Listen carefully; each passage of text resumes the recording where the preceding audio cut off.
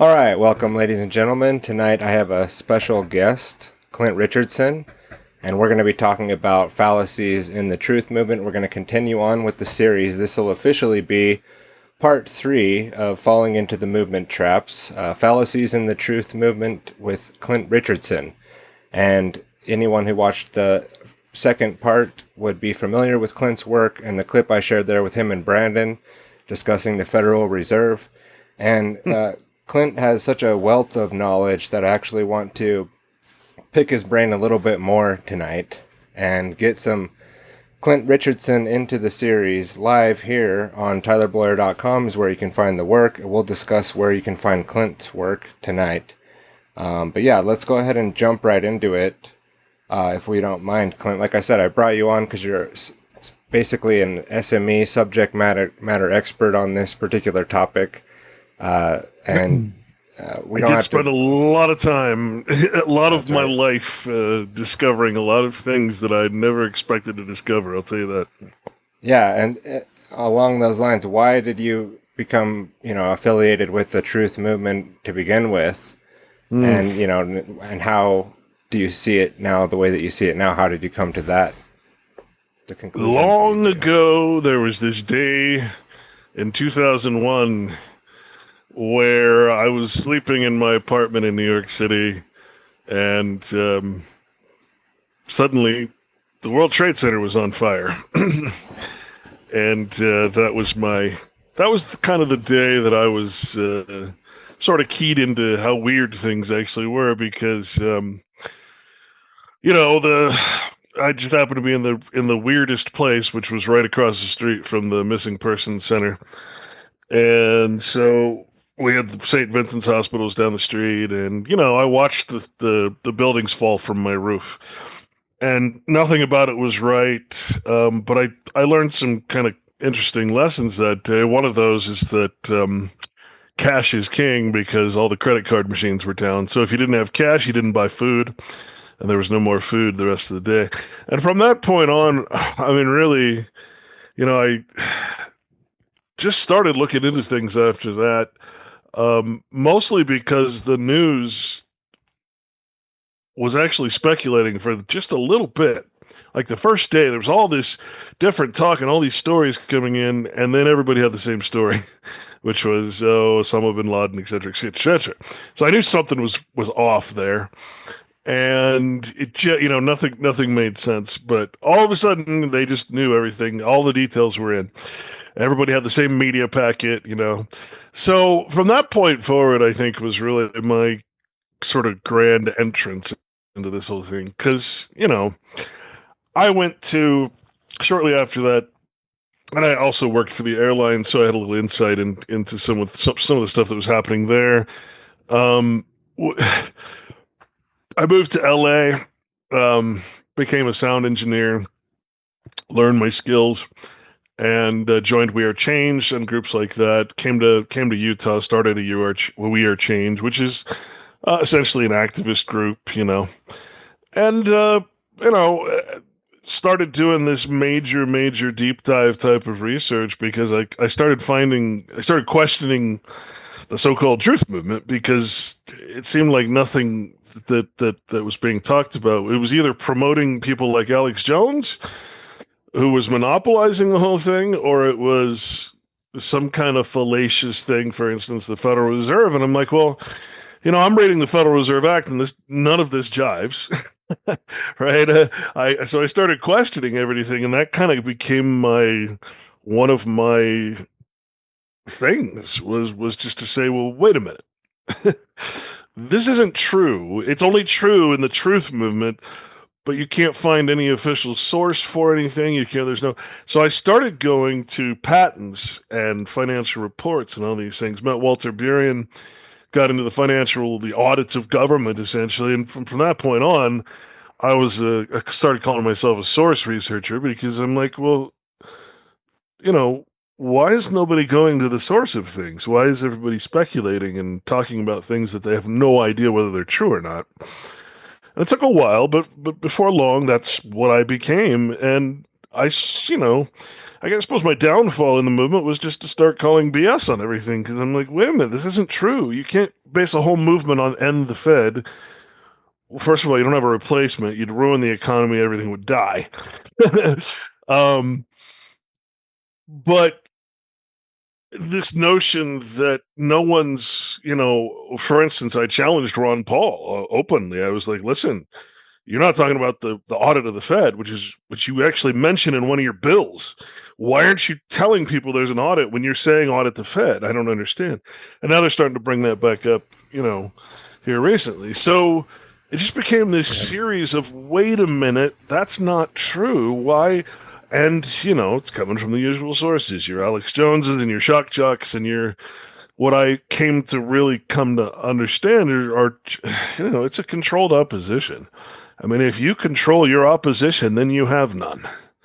And so if you can fill people's good intentions with a bunch of misnomers and lies and half-truths, well, then you really can control your opposition. I mean, you really can make them ineffective and inefficient. Not to mention, as I was getting into law and really studying in depth the law, people would send me these quotes, and I'd quote the quote because it's all it's got citations and everything's looks to be real.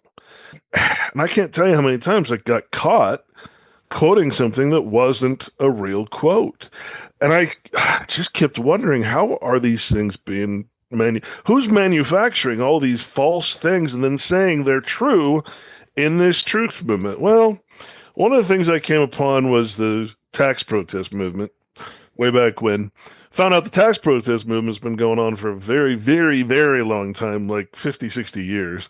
No one has ever been successful. Everybody that's claimed success in the tax protest movement has failed or been arrested or lost or whatever. They're still doing it. They're still revamping. And I found out a lot of the truth movement, so-called, is just the tax protest movement that has been revamped and resurfaced and restated in more modern terms. And they just keep changing the story. And that's why me and Brandon were doing what we were doing, which was hey, you can actually do really incredible things through corporations and trusts. You can create your own person and operate through that instead of through this bond and surety that you have with government, this citizen, right? You can do a lot of things, but what you can't do is avoid taxes. You can't do is all the things that these gurus are telling you to do and charging you all kinds of money for. So it became more of a crusade against the truth movement for me than anything, because there were so many lies, so many people getting hurt, people killing themselves because of things that Alex Jones would say, or it just became this sort of mission for me to disprove things and to give people the right information, which turned out to be my absolute downfall. I mean, I haven't been called for an interview in a very long time because the truth movement simply does not tell the truth. And look, I know people hate to hear that. I know they hate to have their bubbles popped. But,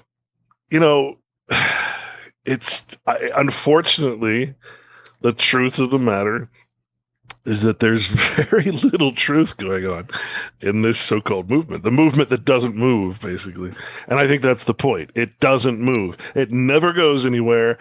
Everybody fails in all these different outlets, and you can provably show. I mean, you can go to the FBI website and see that half this stuff is either illegal or talked about as, a fraudulent type of part of another story. They list all these, but you these can't things. quote their own websites, Clint. You can't reference their work, right? They wouldn't tell you the truth, right? I don't understand that mentality either. Like I mean, I'll just give you an example. Like when you're talking about the CAFRs, the audits of government, right? You got to understand that when you're doing certain things in government, like auditing, you're actually under oath. And what that means, the reason that politicians can lie openly, especially campaigns and that kind of thing, is because they're not on. They're speaking to the public. They can lie and lie and lie, but the second they're under oath and they get caught lying, then they're lying to government. You see, government can lie. You can lie to the public all you want. That's advertising. The second you lie to government, the second you put down in an audit report something that isn't true or isn't accounted for, then you're responsible. You get in a lot of trouble. And so a lot of that kind of mentality of people saying, well, I don't trust them. Why do you trust their sources? Or why do you? Well, for one thing, it's their invention. Like, you don't go in and change language or change the law or say that the law is this. You don't have that power. It's not your system to change. It's not your system to administrate. It's not your system to alter or, this is what you got to go into this when you're a researcher and you're a responsible researcher and you don't want people to do something bad because you've told them bad information. Well, then there's just no way that you can compare the official source and the truth movement fallacy and possibly go with that in any kind of right mind. And the only people that seem to do that are, one, the people that refuse to research, and two, the people that are trying to sell those people something. And people will believe what they want to believe is true. They will absolutely abandon the truth in order to be part of a movement that calls itself truth. And that's been my experience throughout the whole thing. I was guilty of it.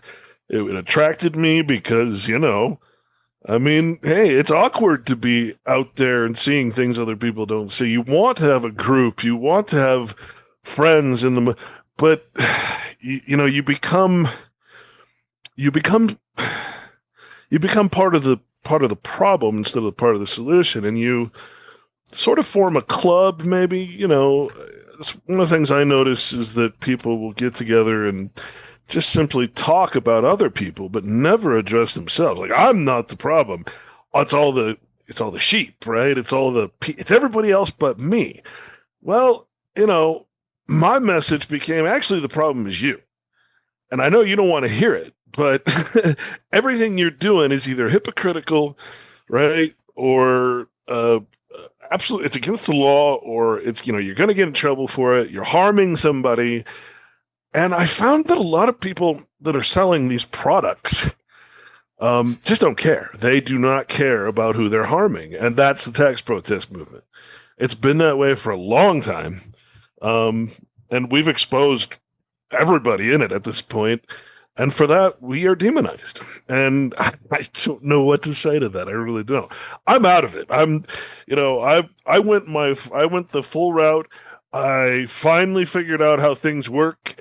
And because I have the truth, I'm no longer welcome in the truth.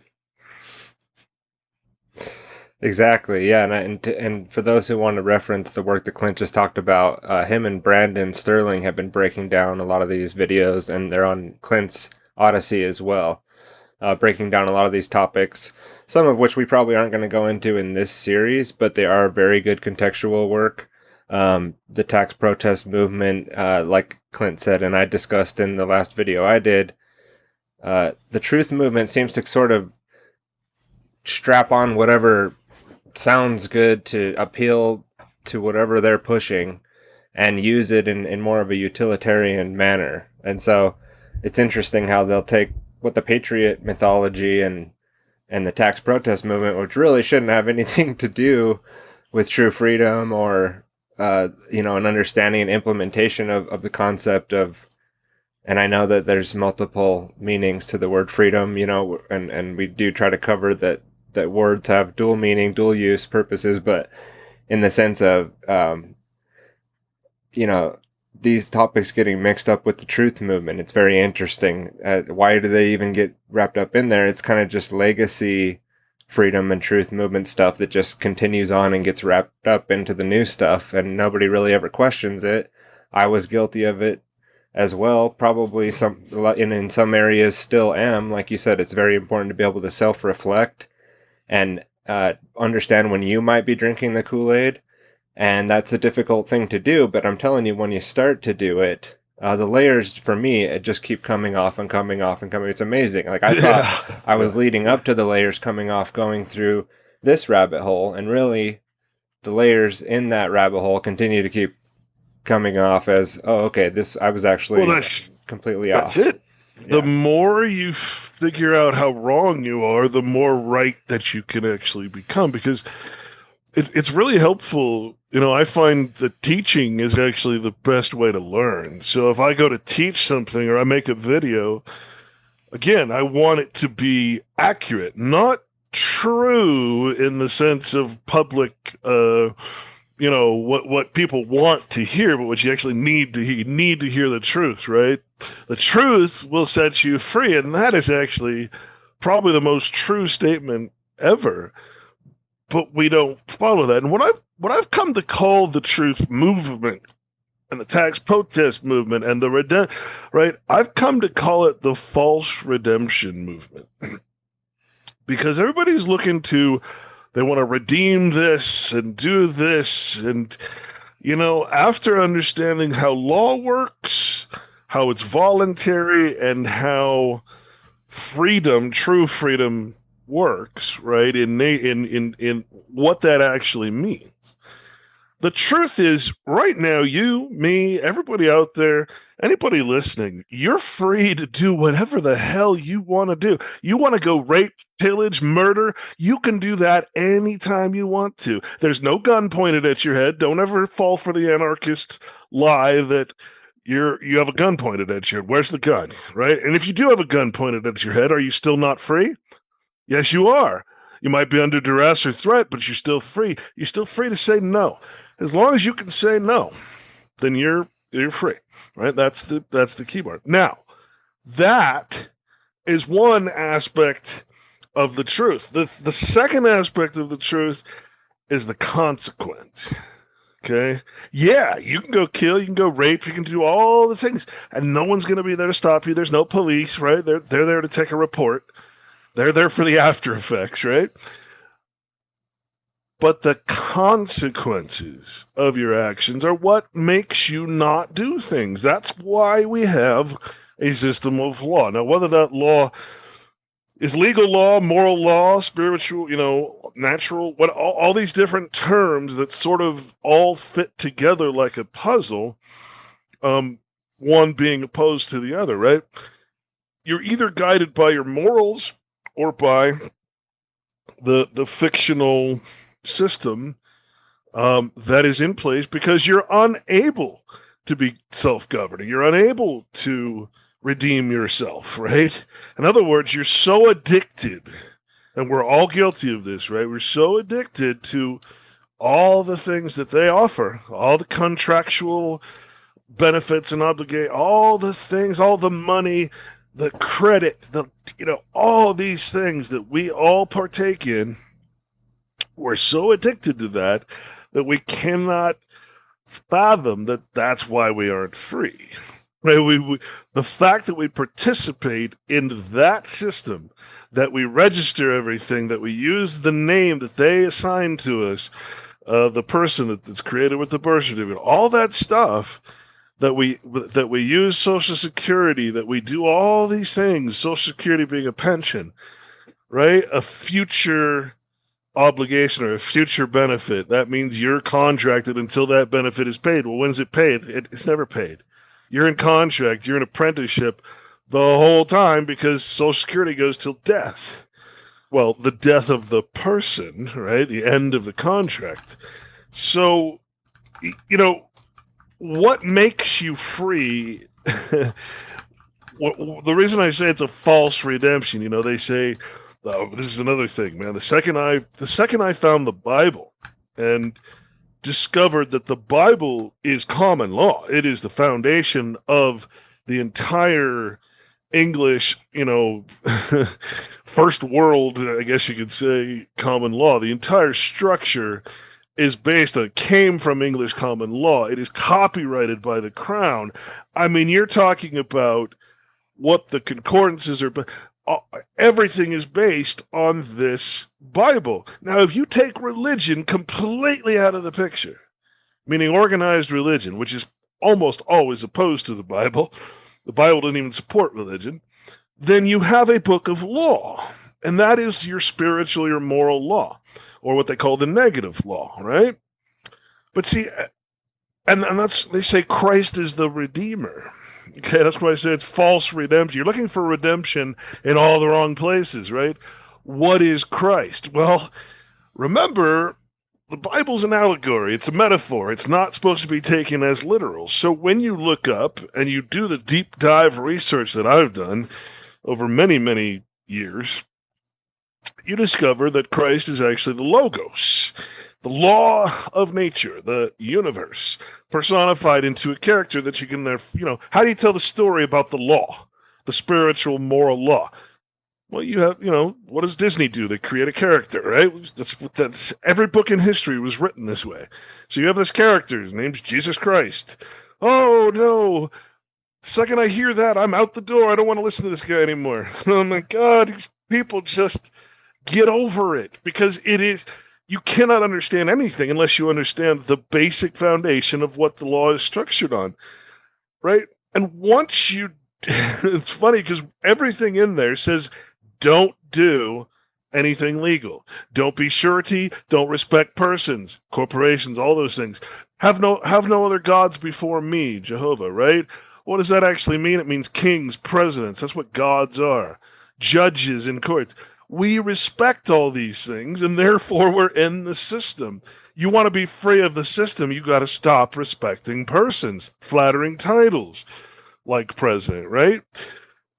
We're allowing the fictional version of everything to rule us, and because we're not living in reality, how can you possibly be redeemed from the fiction in the fiction? How can you escape the matrix if you're stuck in the freaking matrix, right? How do you stop the simulation while in the simulation? The answer is you can't. The honest answer is you cannot get out of this thing because you've been in it so long. And if you go to the Matrix, great example, right? The movie. What does he say? He says, I apologize for pulling you out at this late date. We only pull children out, is what he says, because adults, they've already accepted the programming. We have already accepted the programming. There's not much we can do except maybe pull our children out. And that would require great sacrifices from each of us. One in 100,000 might be able to actually walk the redemption path, which is to rid yourself of all legal things, from money to belief in everything. What is true Christianity? What is true law of nature? What is following Christ or following the law of nature really mean? It means abandoning all belief in all lies and fictions. It means living in truth at all times. And I don't know anybody, including myself, that has been able to accomplish that. Because we're not in a situation where it would be impossible at this point. I think it's hard for people to wrap their head around everything you just said without having all the knee-jerk reactions of picturing, a Satan deity and a God deity, and that's Christianity, and I don't want anything to do with that. Or what's this guy talking about? I'm supposed to follow Jesus, but he said he's not real. So thinking allegorically, thinking symbolically. So you just said, people can't live and walk the path, but at least understanding what you just explained in a nutshell, what your book goes into. If people want to know more about what Clint was just talking about, his book goes into it in depth, that topic. That's the topic of the book. And the point being that I don't think people can just generally think in that way anyway. Just understanding allegory in general, or mythology, and no, it's a lost art, right? How things have been passed down through time. So they're either rejecting it outright because they believe the Bible to be more of an historicity and accurate historically, and so they reject what you're saying because of that, or they don't want anything to do with organized religion at all, so they think that's what you're talking about, which is not at all. And then they say, well, it's law, and they don't want anything to do with law. Right. So there's a number of things against you for people even being able to listen at first. It took me a while too, and it took many years Sure. actually to get Sure. where you were coming from, because I didn't just Well, start with your book, you know. all it says is don't participate in any lies. I mean, if I were to boil the Right. Bible down to one general rule, stop participating in fiction. Stop believing, and in other words, putting faith in or loving things. To love money, right? The love of money doesn't mean love. It means believing in money. Right. I believe that money has value. Well, what the hell? What are you thinking? How can you possibly think a little piece of paper has the same value as something real? It doesn't make any sense when you really get down to it. So all these things, there's a reason why if you look at it as sort of a scale where the Bible is 100% opposed to the legal, right? And if you want to redeem yourself from the legal, then you have to go this direction, right? And if you want to be successful in the monetary, legal, governmental system, commerce, basically, then you go in this direction, right? But you can't be in both. It's, you can't have freedom over here and then also be a corporation over here, because corporations are persons, right? Belong to the state. They don't belong to you. They're not the proper thing to say is that they're not creations of nature, not creations of God. There's a reason you can't patent something in nature. Okay? What does it say? It says it has to be novel or new. In other words, it has to be man-made. Right? Nothing legal is natural, and nothing natural is legal, because all of legal is fiction. It's our belief and our faith and our fealty to all of these fake things that the Bible says not to do if you want to be free. Now, you want to call that religion? I mean, you can, or you could correctly say, well, if I'm going to do something like, I drink coffee religiously every day, right? Okay, but why aren't I practicing freedom from all the things that enslave me every day? That would be a religious practice too. But see, like you said, the second you mention the word religion, it's like, oh, all bets are off, right? Or worship Okay, natural law. If you say we should worship natural law, people hear the word worship and say, well, that sounds like religion, And then it's back to that thinking. It's rejecting worship something. Well, no, but you're respecting nature and its law. Otherwise, you will have a consequence, which is what natural law is, cause and effect. Exactly. It's all about consequence. Bible, I like to call it the book, How to Not Be a Slave, is another way, from your interpretation is, it's a handbook on how to not be a slave, but it's described through stories and allegory, so it's hard to understand, and you got to listen to maybe some Jordan Peterson to open up your brain to breaking things down. The real question is why, though? Why is it that way? And the answer is astounding to me, because in order to have... There's a reason why the Bible is so prevalent, why it's in it's in everybody's living room, even though people, most people haven't read it. Even if they've read it 5 times, they haven't read it, because they're not going back to these ancient meanings and words and understandings of things. Well, you got to understand that when you go to a legal dictionary, and it's, the older ones, and they say, it's still law in Philadelphia that the Bible is common law. It's against the law to talk badly about Jesus Christ in public. Why? Well, because back then they understood that was the symbol of the moral spiritual law. That is what kept the people together as a nation, was that so-called religion. Well, they say the devil's tool is the contract. How do you get people into a situation where they are no longer themselves, where they're no longer free, where they're now in an obligation that is quote unquote legal, or legal just means lawful, right? Man-made law. How do you take them from the natural law, the law of nature, to the international zone, right? Where that's the contract. Money is a contract. Everything you do that's artificial that has to do with government is a contract.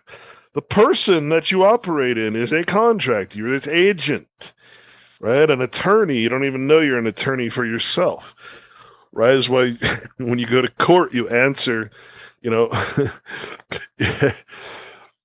either have an agent or you act as your own agent, or but that's an advanced concept. But it's just the whole thing runs on agency. What is agency? It means you have a principal and an agent, and then a third party that you're generally dealing with. Well, the person is that third party. You're the agent, the principal. Okay, well that's the same with a trustee and a trustor, an employee and an employer, right? There's always a principal and an agent, and then whatever it is that the principal. So we are acting on behalf of the principal. What does that mean? Why aren't you free? Because everything you do in the person that is their creation, their invention, right? Your vital statistics turned into a legal person to bring you into the United States, which is a nation state, an international law body. You're not an American. There's no such thing as Americans. There's no America. There's only nation states. We'll talk about that. Another big problem with the truth movement is they don't know international law. They don't know why this thing was created in the first place. But you can't expect to be free when everything you do is in a slave, in a person, in a artificial construct, a person, right? You can't do something under contract without having an obligation. So right? To clarify, the person isn't you. Clint's not talking about the physical body that is your human. The person being a legal fiction, right? Exactly, which is why in the Bible it says, do not, in every chapter, over and over and over and over, do not respect persons, do not.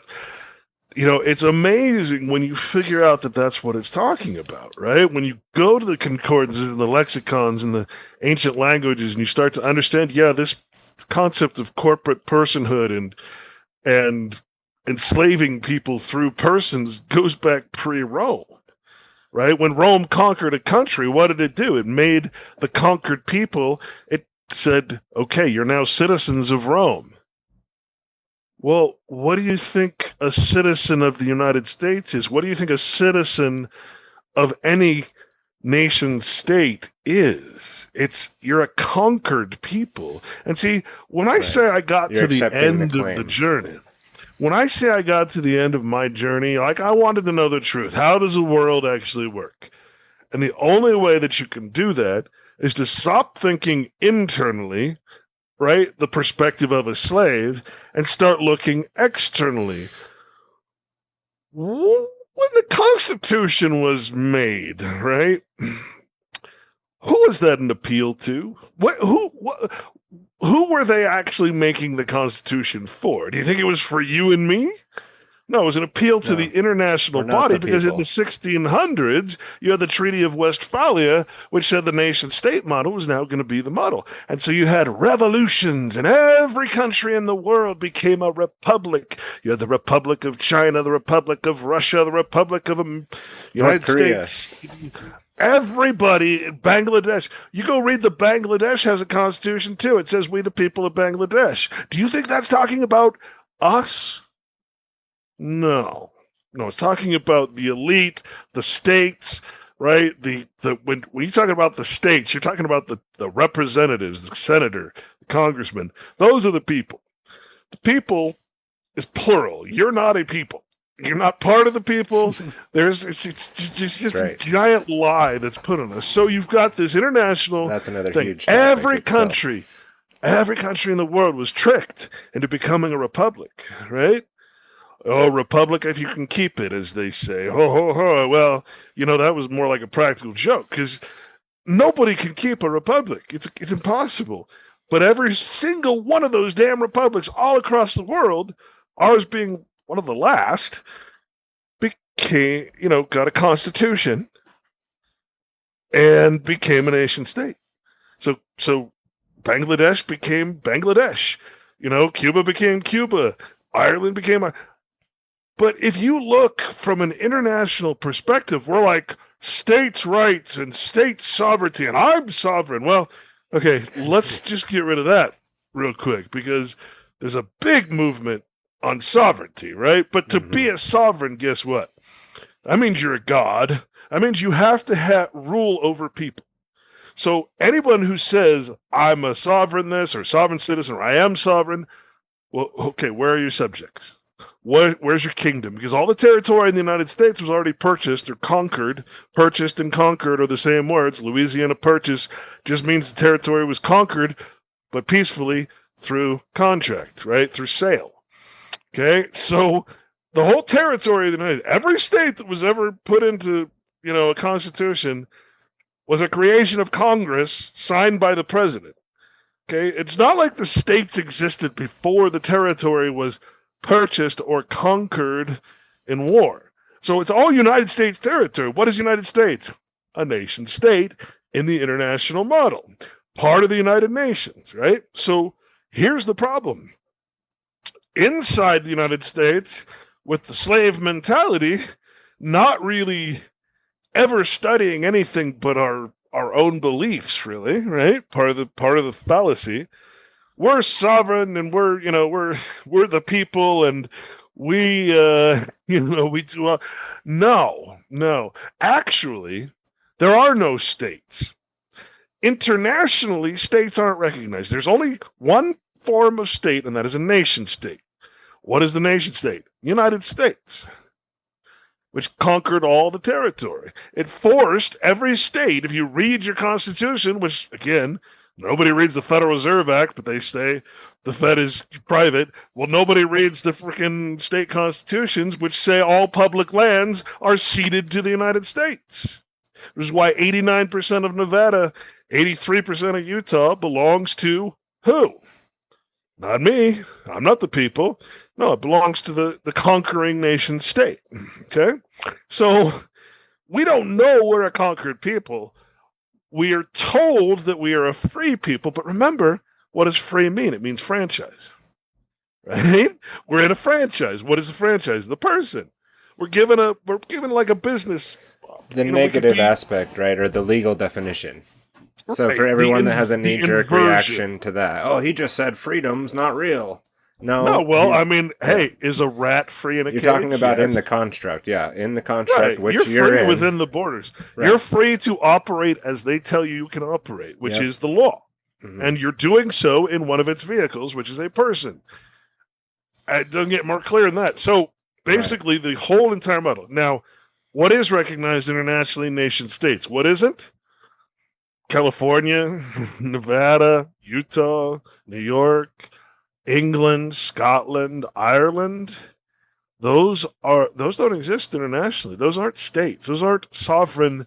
They don't exist anymore. They're like provinces, just like states should be called provinces, like in Canada, because we're a I mean, I'll give you another example here, but so internationally, there is no England, there is no Scotland, there is only United Kingdom. Okay? That is who the member of the United Nations is. Here, there's only United States, there are no states. They don't recognize states, only nation states, right? That is the Treaty of Westphalia. So, let's consider Confederacy, okay? Where the southern states, as they say, wanted to leave the Union. Well, big problem, because all that land that they said they wanted to leave with belongs to the United States. It's United States territory. How are you going to leave a country and take its land without the country then retaliating? And this is why, this is the real legacy of Abraham Lincoln. Was everybody thinks that it was over slavery, and in part it was, but I mean the truth is the first 13th Amendment came out before the war, was kind of like the recent abortion thing. They said, okay, we're going to leave it to the states. It was ratified, and it was passed, ratified by three. It was signed by the president, Lincoln, ratified by I think 2 or 3 different states before the war actually started, so they didn't have time to finish it. But that original 13th Amendment, which you can find, I'm not talking out my butt here. It basically says, okay, slavery is now a state's rights issue. The state can decide to have slavery or not. If that would have passed and there was no war, and the truth is the Southerners were actually trying to protect the rights of the slaves, whereas the United States just wanted to make everybody a slave. Yeah. That's what citizenship is, right? It's the lowest possible status. The whole thing, everything is a lie. And that lie is what drives the truth movement, this history, this fake history. It's like you said, so much of it links back to the Patriot movement or the tax protest movement, and now you've gone and circled back and shown us how it does. And so much of the truth movement seems to be wrapped up in these programs. And trying to fix those programs similar to the Federal Reserve. And the conclusion I came to was, this is not the thing that we really need to address. If you need to understand the true nature of your imprisonment and the slavery system as it works, it brings me to a point about how important that is, though. And I heard you talking with Vinny Eastwood and Mark Passio a long time ago, and similar topics like this. And Mark made a comment to you about, but how much do we really need to know the ins and outs of how the psychopath's little tricks work? Because you're very detail oriented with, as people could see now listening to you go into these topics. What are your thoughts on that with the freedom and truth movements and, getting caught up in these details? Are they important to know all about UCC and how it works, or, is it a different angle that they should be going down towards the solution? What you should not be doing is going towards UCC. Yeah. UCC is international law. I mean, so by going to UCC, you're actually giving up any semblance of being able to use your own system of law. I mean, you're going into international law. And generally, I mean, a good example of that is the end user agreement where, everybody that's on the computer right now has signed an end user agreement with either Apple or Microsoft, plus their internet provider. There's one for Zoom. You've signed so many that you have no idea what you've signed and where you're even going to be. If you tried to sue any of these companies that you've signed, and you've signed a lot, you just, every time you don't read it, you just hit click, don't even think about it, just arbitrary. But you've agreed to leave the country, that if you want to, that you can't sue, and if you try to, you have to go through arbitration. The arbiter will be an international law one designated in whatever country they choose, or not a country, just a corporation, internationally based under UCC and under Utidroit, I should say, which is based in Rome. And the Uniform Commission on Laws, where you have all these, there's not just UCC, there's like over 100 uniform laws. Right. It's not just UCC. This stuff floats around in the truth and freedom community, though, believe it or not. So I'm firsthand familiar with people pitching this as a solution. No, it's not a solution. It's way over most people's heads. So they listen to this guy. It sounds really interesting. What's he talking about? A new constitution, a new Bill of Rights, or whatever. And it's almost guru-ish the way I've seen people go into this information, because to be honest with you, it's just more complicated than most people can handle. So if someone sounds like they know what they're talking about and they're in the truth and freedom community, then it's, let's go. This guy sounds like he knows what he's talking about. So UCC is another thing that I'm going to cover in the series, and more probably point to people like yourself who've gone into it more in depth, and people should go check out your work on that. You got to think, considering it too. Uniform Commercial Code it's right in the name, right? Commerce. Why are you trying to enter a commercial system that is international, meaning you're going into the Admiralty, the maritime fiction, right? From the dawn of the United States, when the Constitution was created, they lied to people and said, oh no, we're just improving upon the Articles of Confederation, right? The truth is the Constitution it erased the Articles of Confederation, but they didn't really let that be known for a long time. So you've got to think that when you're talking about this type of from the early days, the courts were always, and I had a bunch of these down. I probably still have them somewhere, but the court cases are like they're always concerned that these corporate interests, these commercial interests, or international interests, are always trying to bring the law of the sea onto the law of the land, right? Which is why the Constitution, which is admiralty or maritime jurisdiction, it's international law. Why do you think they wanted every country to have a constitution? Because it is commercial. I mean, if you think about it, you go read the U.S. Code, just by title, you're going to see that more than half of everything it does is commercial.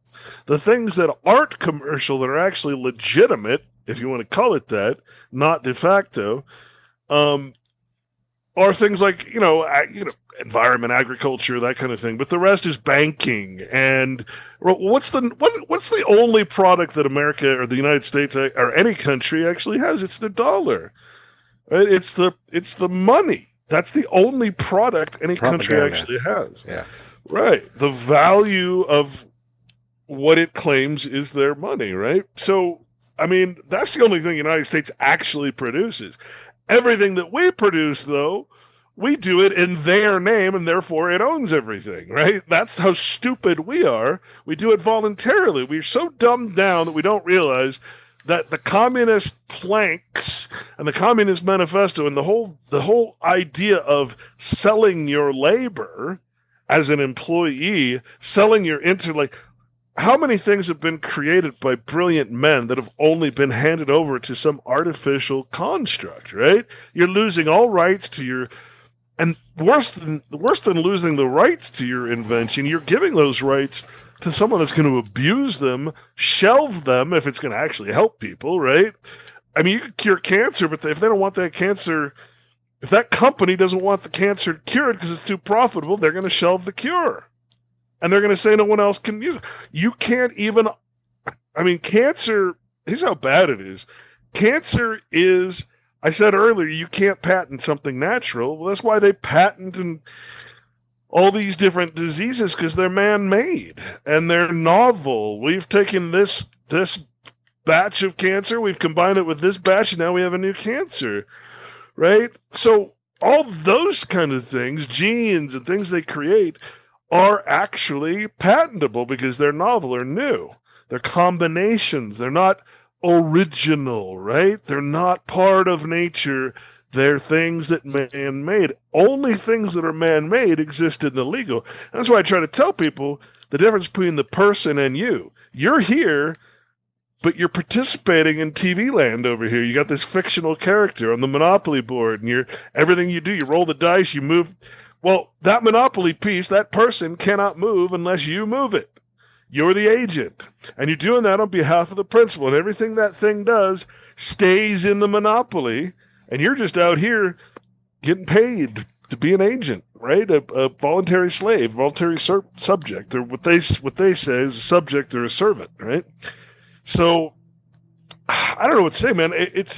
Things are very different than what I'd imagined they were when I first started this, because, and I'll tell you what, the very few people I found that actually went all the way always said, if you don't know the law of nations, you know nothing.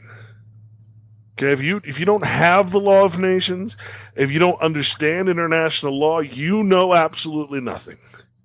We're all stuck on domestic law. Again, if I'm a slave and I'm on a plantation, well, guess what?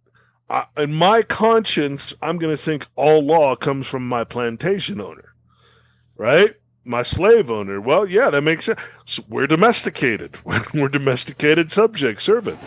So it makes sense that we only pay attention to the law that our master, our principal, gives us, because we have to operate our persons We have to get our driver's licenses, and we have to do this and jump through this hoop and do all these paperworks and all these different things to get the benefits that our master gives us for us volunteering to be its subject. Well,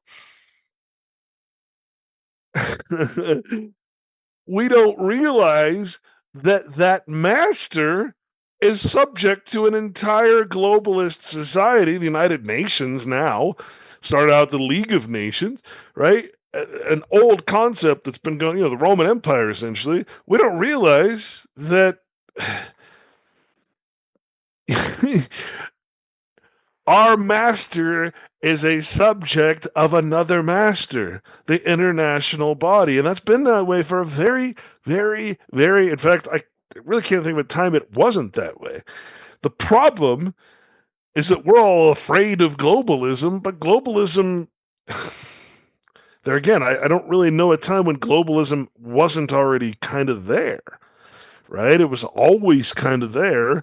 And I think at this point, it's been sort of perfected. The money system is perfected. The laws are uniform, so there's no state law anymore. If every law accepts things on the state level, then you don't have to pass it federally.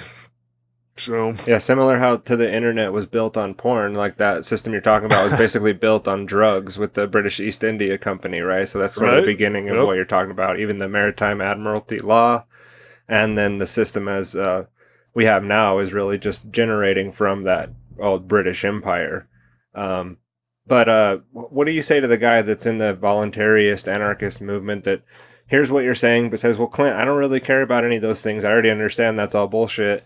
I don't really want to go in depth really understanding all that. In fact, I'm a voluntarist. I think that it should be a utopian society where everybody's interactions are voluntary. And, what do you say to that person who's hearing what you're saying but already understands all that and doesn't want to live that life? What do they do? See, do they live a voluntarist lifestyle? What they don't realize is that there's a name for that. It's called the doctrine of master and servant, or volunteerism, right? Volunteerism in the legal realm is defined as the doctrine of master and servant, okay? The thing about a volunteer is you're a subject. When you volunteer for the military, what happens? You think you're free? No, you're less free because you're giving up rights. You're signing into a situation. Well, volunteerism doesn't mean what you think. Volunteerism, I mean, if you think about a volunteer, there's always some higher thing, right? It's always, I'm going to volunteer and help.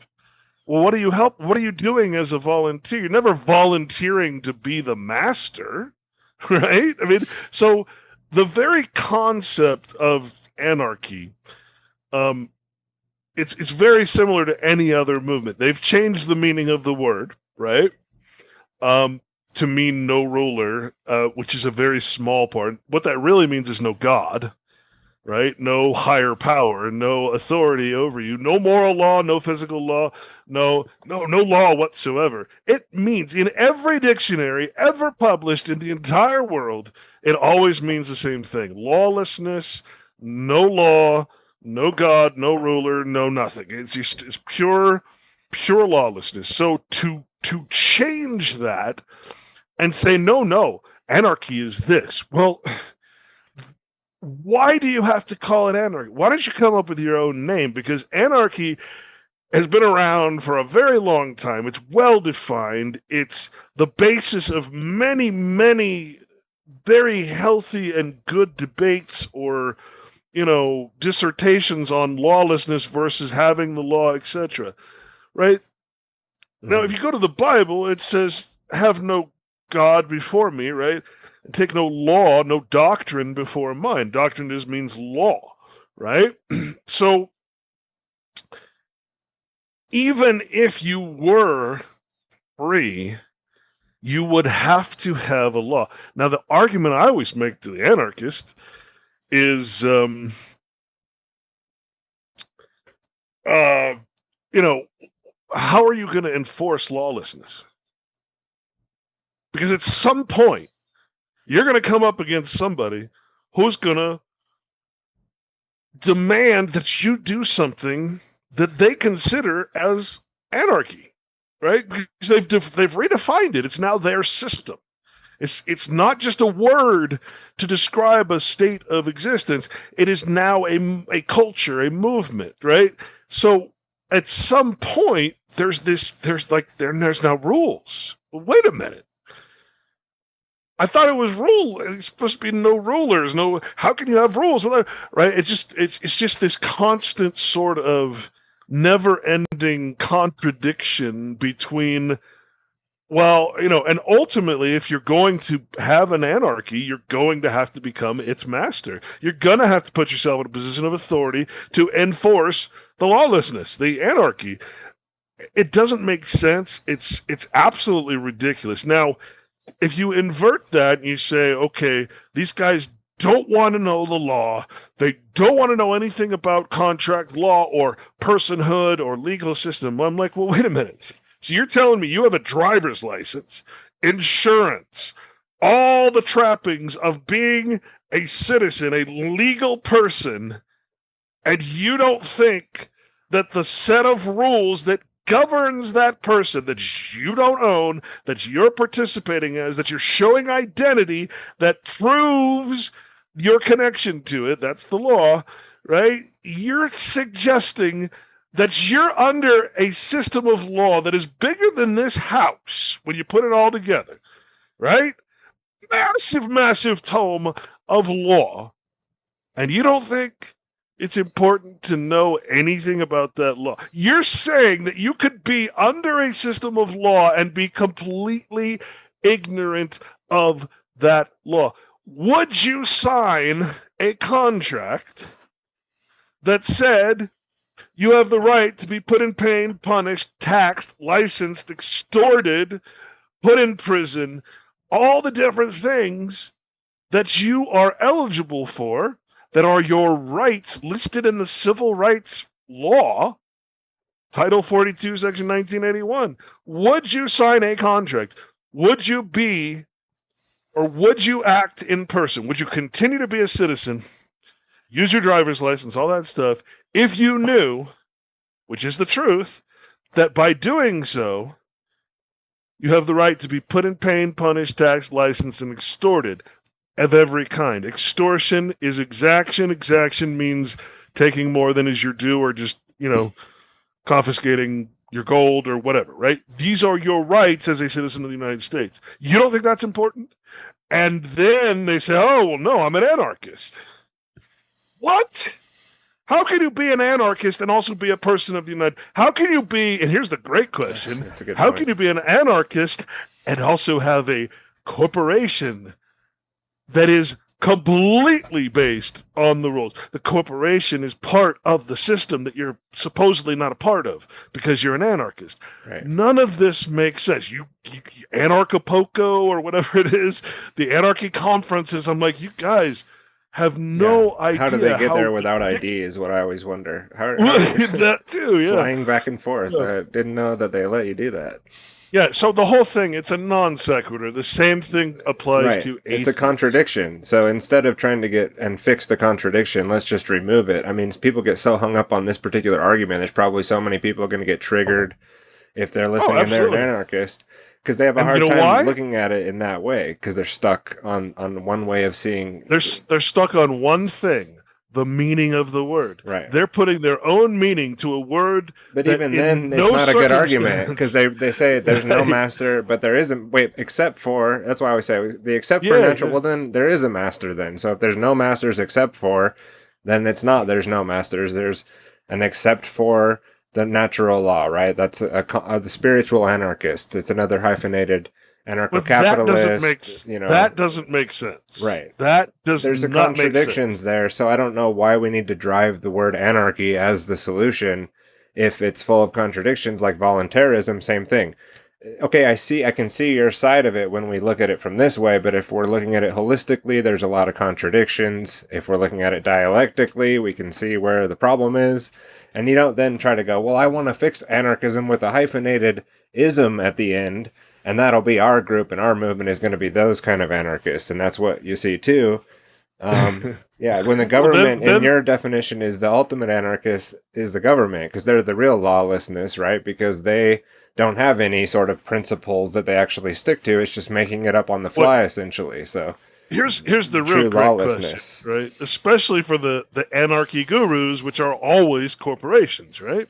They're always why do you form a corporation? Because you want to operate through a different person, right? So that your person is not liable for what you do. That's why they call it limited liability person or corporation, right?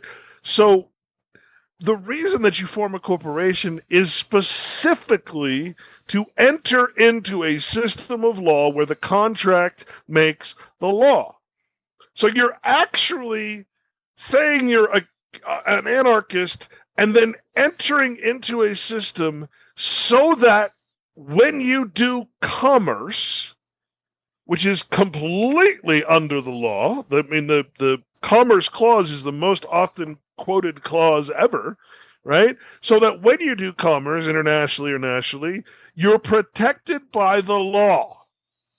The law protects your everything you do as a corporation, and you're an anarchist. But you're talking more about like the libertarian types who have like a product behind their service. They're trying to explain to you the problem, and they always have products. So that's what you're talking about. So what about the guy that's like, okay, I hear what you're saying, Clint. So for me, I look at it more pragmatically. I'm trying to understand more about the situation, and I'm not going to claim that I'm an anarchist or whatever because I do. I have the pieces of plastic that they want to see when I drive down the road, for example. I'd rather just deal with that. I look at them similar to like what I've heard Brandon say. It's the mob. They have their rules. If we understand how they work, it's actually pretty great because you can see what they're doing. They're pretty clear about how they're operating. So, but what about the guy, again, going back to the argument here? He says, okay, I hear what you're saying, Clint. So I'm not going to do all those things. I'm not going to get in an LLC. I'm not going to have a driver's license. I'm going to use Bitcoin in Monero, and I'm going to move to Mexico. I mean, no, but really, people that are like, I really want to hear what you're saying, and I want to live that because there is a real solution here in the end, right? And we both know that we can't live it 100% right now, but maybe there is a path to people okay, understanding this. what is Bitcoin valued in? Okay, well, I was just using it as an example of what they would No, say, but the I U.S. know, and dollar, yeah, I know, that's why it's I'm valued in asking the them U.S. the dollar. question. U.S. dollar. Okay, so when I do a transaction in Bitcoin, what do I expect to receive from my Bitcoin transaction? Not necessarily a dollar, but the value of the dollar. I have just created, in a very strange sort of way, I've just created money, which is why the states are not allowed to do it because the federal government wants to control it. It's why every government in the world already has gov coin of some type already in the works, right? They've got you programmed now to accept it as if it's free or unregulated or, for God's sake, anonymous, which is just a joke. Yeah, So that's like the old mythology. Yeah, okay, so what you've done is created a situation where now my goddamn groceries are so expensive because you've put a competition on a system of money. You've expanded the money supply to the point where there's so much claiming I'm a dollar. No, you're a Bitcoin. You have no value whatsoever, but you can be traded for the dollar. What does that mean? Well, it means all of a sudden all these transactions are happening that represent the dollar, but that are, and now everybody else is suffering because you're a Bitcoin millionaire. But are you a Bitcoin millionaire or are you a dollar millionaire? Have you gotten away from the dollar because your Bitcoin's only worth what? Dollars. that's a good point. So it's valued in dollars. That's a great point. On the damn trading ticket at dollars. Okay. How can you possibly That's a think good point. that is leaving the money system? It's Yeah. it's No, insane. that's a good point. But there's the other aspect because I said they got you used to it. entrained you into the system. Now, you go to other countries where they've gotten rid of cash and they've done all this horrible. People are desperate in these places, right? We're talking about, Sweden. I mean, we're talking about first world companies or countries that places no longer accept cash. If they want to use cash, they get charged exorbitant prices for using cash. The actual tool of anonymity is a why does the dollar say this can be used for public or private purposes? Because you can do it anonymously. Bitcoin is not anonymous. No, it's a public ledger. It's a public ledger, and it was designed to be public intentionally. And I also don't really understand why people get so upset about it possibly being created by the government. Why it couldn't have been. They want to take a really hard stand against that point. I see that it's very highly likely that it could have been, especially with the nature of the way that it operates. It's a public ledger, very auditable. Now that IRS is getting plugged into this, they're training their guys up on auditing. But every country is doing that. So it's they've entrained you to accept what's coming. That's all they've done. They've done it. It's the same model, man. It's the same predictive programming model over and over and over. This time it's Bitcoin as money. You can't really get away from that, right? The US dollar, I mean, you really can't get away from that problem that you just described. So I don't think that would say we shouldn't try to create alternatives. Okay, you can get away from it, but it's all up here, right? You have to stop believing that money has value. Remember, what is money? Money is time. There's no such thing as time. Time doesn't exist. You can't travel back in time. You can't travel forward. There's no time. When you leave Earth, let's just say, and you're now out in space, right? And wow, you're just looking around. There's nothing real. There's no mountains, right? There's nothing to look at to say, okay, it's tomorrow or it's 5 o'clock. There is no time in the universe. This is a man-made construct that was invented for a very good reason, such as the almanac, the farmer's almanac, when to plant, when to do all these things, right? How to predict certain things. It's a wonderful system. But then some asshole decided they were going to monetize it. And now we trade what? Time. If poor people serve time. Rich people buy their way out of jail. What are they buying? They're spending time. We spend our time in jail or we spend our money, right? When you're worshiping or in love with money, why is it the root of all evil? Well, think about it, man. It changes your behavior in everything. When you value something in money, including men, that's why slavery exists, right? Because why would you want a slave? Well, you're trading time. Time and labor, they're the same thing, right? If I can either fix my own roof or I can pay someone else for their time to do it. I'm not paying for anything but time. They even made a movie called In Time, right? Where your life was, you could trade your time. You trade your life, basically. I mean, brilliant allegory, right? So you got to think, man. The only freedom from these things is to stop believing in them. You're not going to replace them. You're not going to use a different form of mammon, which means valuation, right? You're not going to just switch to one system and be free. Now, what you could do is what I want to do, but I'm alone out here. I mean, if you wanted to, like, you could form your own little whatever, commune, city, you could form a municipality, a private association, whatever you want to do. And you can form your own little Costco. Let's use an example, right? Costco pretends like it's giving you a good price. And yet it's paying its employees $20, $30 an hour, right? And there's a lot of employees and a lot of overhead and a lot of this. Oh, but we're a wholesaler. Really? I don't think so. But if you wanted to, you could, you got an addiction to money. Okay, great. So let's keep the money system, but let's make it reasonable. Let's make money non-profit. Oh my God, right? Why is the Bible so against, all of the Jewish law, but specifically usury? because if you look at money as something to make money on, that's where it all that's the downfall of everything, right? But if money served the purpose, right? If everybody had actual equality and actually, so if you had a group of people and you all agreed, okay, now you can do this.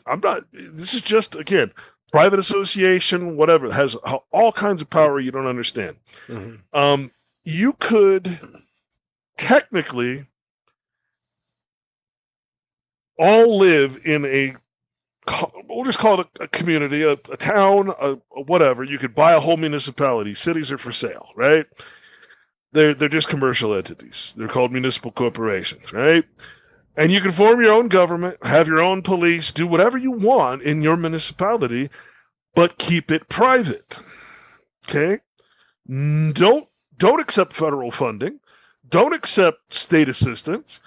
You wouldn't be able to do business with any other city or town, but that's okay, because if your community is Christian, Bible-based, in other words, where you want to actually take care of each other, and the whole point of taking care of each other is to prevent the outside world from coming in and taking over, and you're going to actually live free in your own little space. Okay, well, we're already entrained in the money system, so let's all just agree that in our township, we're all going to grow food. We're going to have animals. We're going to do whatever we're going to grow everything ourselves. We don't want anything from outside. And we're going to, my cherry tree has, so many cherries that I could pass them around every day and everybody would be full, right? But our mentality is, well, I could just sell those cherries, and I can make a profit. But that's the opposite of freedom, right? I could start a grocery store. That is the opposite of freedom. And this is what people don't understand, because they think freedom is financial. No, it's spiritual. Right. You cannot solve legal or spiritual problems in the legal realm. You can't. It's the real truth movement is going back to nature. I can't stress that enough. So you can all agree. And not taking a walk, right? You're not talking about taking a walk when you're going back to nature, right? I'm talking about stopping believing in money. Stop believing in flattering titles. Stop taking false gods, like the Bible says. Your judges, your presidents, your prime ministers. That's what it's defined as. It doesn't mean Zeus. It means stop taking a law that is not natural, that does not allow you to be free. But to be free, you have to follow the law of nature, the law of truth. That's what they call God's law. They call it the negative law. Law of nature is the negative law, because you're not adding anything to it. The positive law, the legal law, you're adding. Everything is an addition, and an addiction is another word for that. To addict is to amend or to put something on, right? You want to be in the negative, where you don't add. I don't have a name. I don't have a title. I don't have a number. I don't have a mark. I don't have a barcode. It's why my book has none of that. It's not published. It's not recognized as a book. It doesn't exist as a book because it's not published in the United States system, right? Right. No barcode, no identifying mark. And I did that to prove a point. That was a great example. You can do it. Great example. Okay. So we all agree, because we can't fathom living without money. Okay, fine. Save your pennies.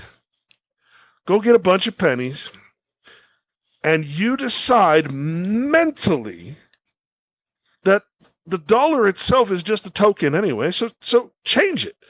Let's revalue our currency among us in our group. The penny is now worth $1. And we set prices. Eggs are 1 penny or 2 pennies, and a squash is 1 penny, and milk is 3 pennies. And we set those prices, and we all trade in pennies. Okay. Now you can go out there and you can work, and you can make your 1,000, 2,000, 3,000, 4,000 a month. But you don't have to spend any. You don't have to go to Costco and blow it all. You don't have to go to Whole Foods, whole paycheck. No, because you know that your neighbor is there to take care of you. You know that your neighbor over here is to take care, and you know that your purpose in life is to take care of your community. All the food that you grow can go to the storehouse, as it says in the Bible, right? The storehouse is where everybody puts all the stuff that they're not using. They're not putting it out, putting a sign on it that says for sale. They're saying, I give this to you freely. Or if you're so caught up in money, fine. Eggs, a dozen for 3 cents. Right. Okay? And you have this trade That's way because you're too so cheap used for to the nowadays. idea of money. This is how you start getting out of their system. You make your own. There's nothing illegal about Right. it. You're not going to pay taxes on a penny, right? There's nothing that says you have to go by the market value of anything. You can set your own system. You do not have to follow the ridiculousness of the commercial system. Why do you think they want your property value so high? Because they can tax it. Stop participating in the mammon, in the valuation. That's what I'm saying. Right. It would take a massive sacrifice, self-sacrifice, and your goal is what the Indians used to say, which is what I do today is to benefit the 7 generations. What I do today is for the benefit of 7 generations ahead of me. I'm not going to leave debt to my children. I'm not going. I want my children and their children to be successful and happy. And success is not dependent on monetary gain, right? That's the only happiness you're ever going to find. Because I'll tell you what. The other thing about this is the feeling. Now, the feeling you get, and a lot of people have talked about this, but the feeling that you get for doing charity, for doing true, honest, not expecting anything in return, helping people, loving people, doing anything that barn raising and all the stuff that would make someone happy, that's what's going to make you happy, because in return, they're going to do it for you.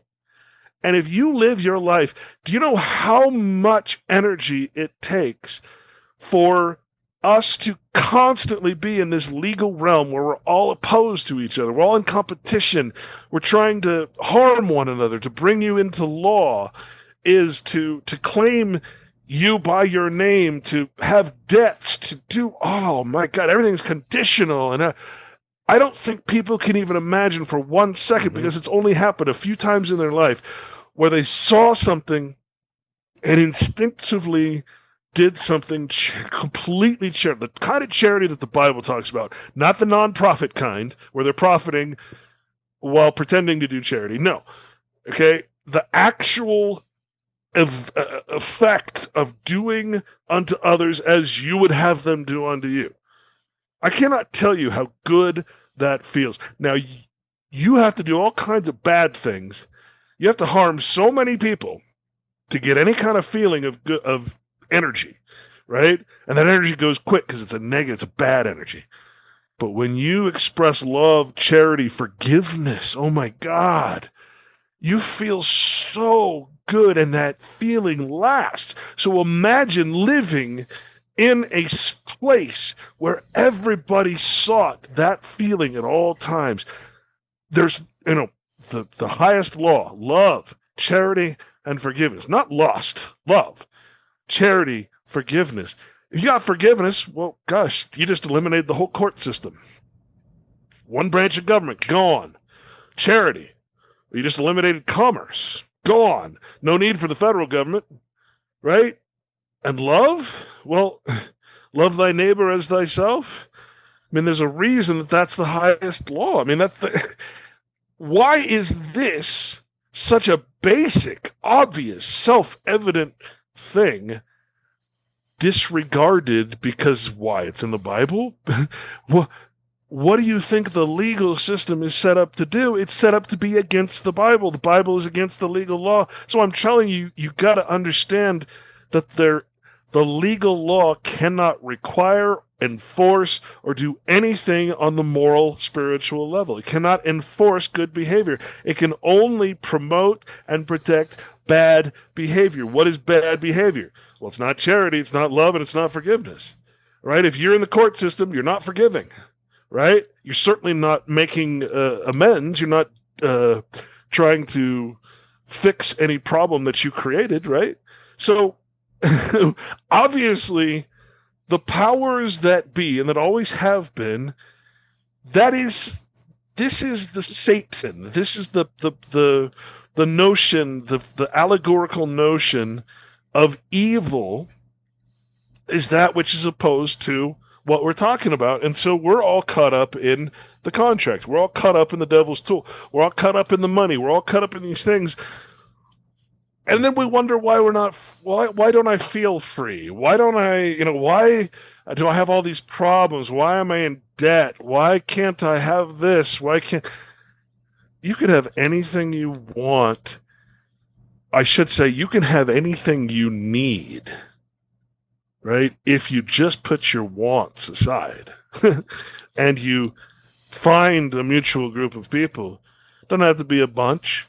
And you agree to take care of one another. You agree to be a state, a family, and I shouldn't say state, a nation. Because you got to realize a nation, there's no such thing as a nation, because a nation is it's a spiritual connection between people. There's no registered nations, okay? A nation is a purely spiritual concept. The nation state then comes along and says, we are the nation. We've incorporated the nation into a person, and now you're a member of it. So there's no spirituality in the nation state. There's no spiritual connection of people. That's why it seems like everybody hates you.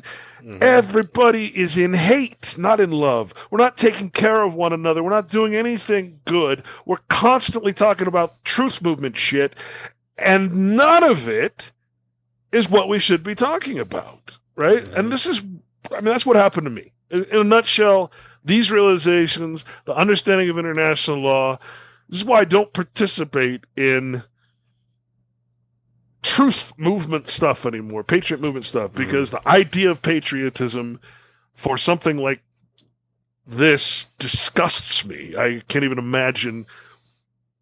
I can't support what I see, right? It's just, no, I'm not gonna, I don't believe the history. I don't believe in the founding fathers. I don't believe I have fealty to their sons and daughters.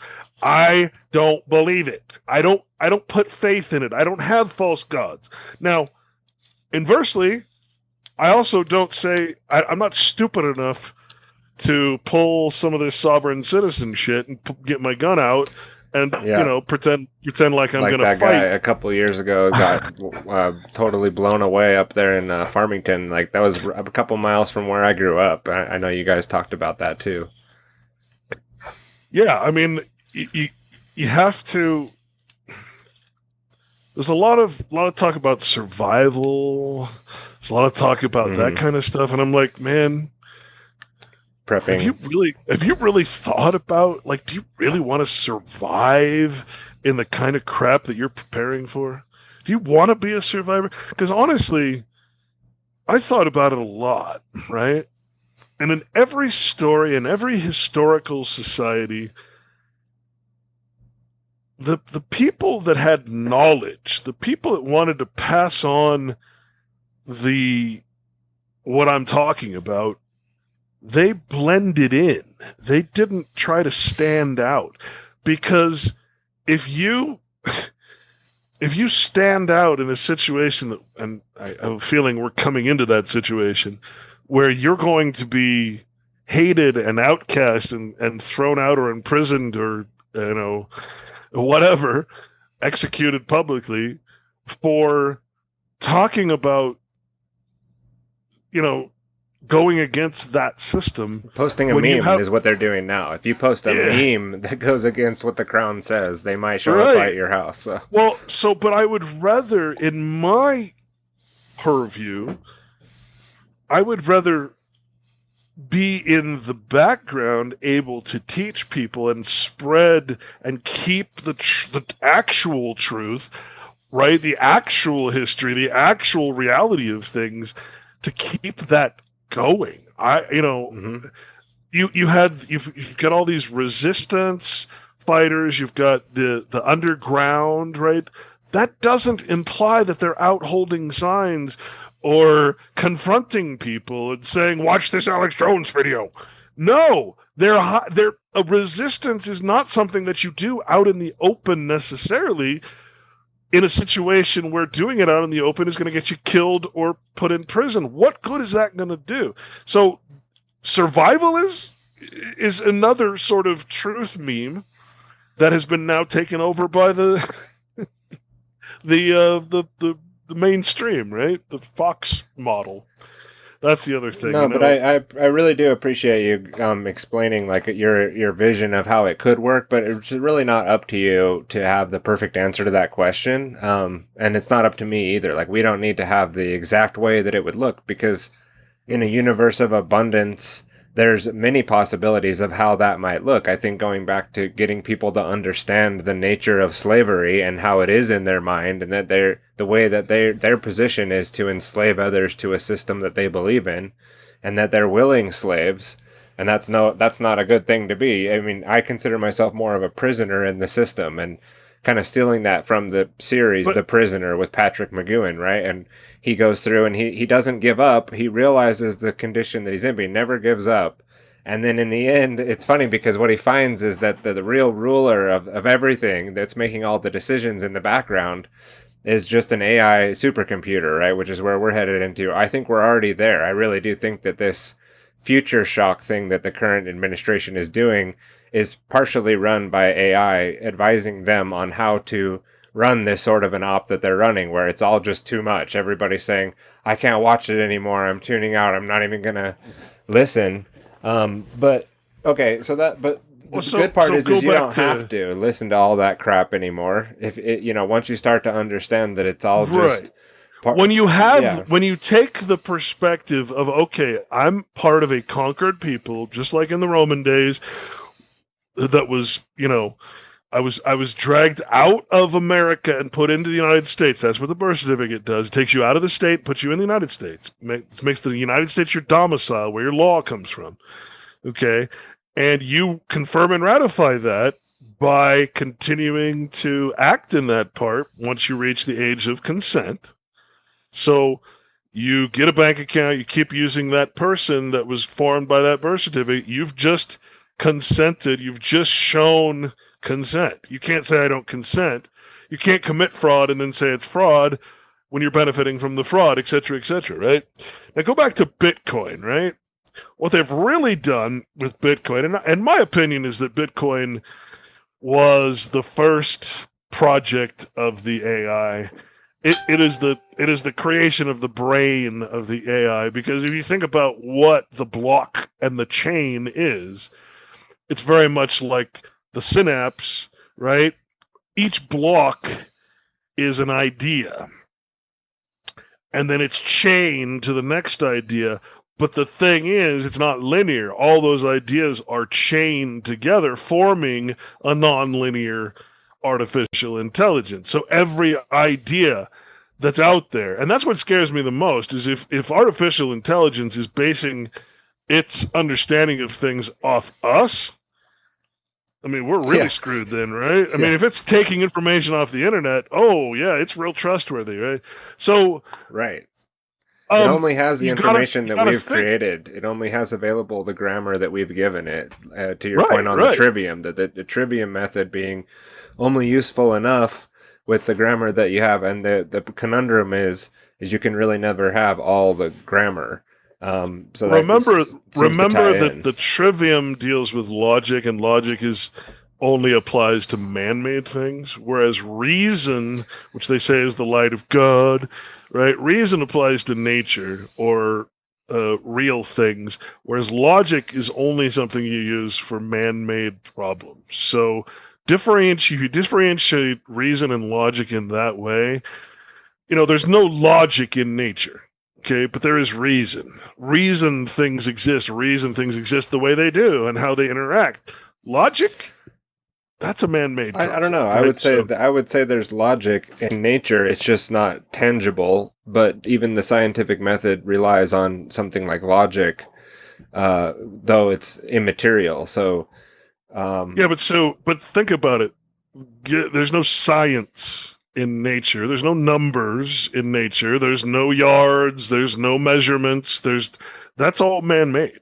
Remember, you can't confuse the art with the truth, right? You can't say that 1 through 10, the number 2 exists in nature. It's nowhere to be found. That's purely a logical argument that we use, and it's as useful as time.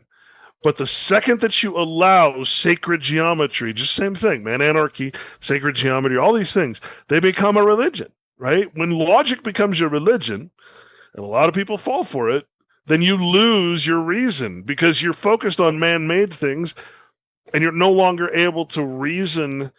Why? It's no longer a question of why, or it's like I want to know how. I want to know.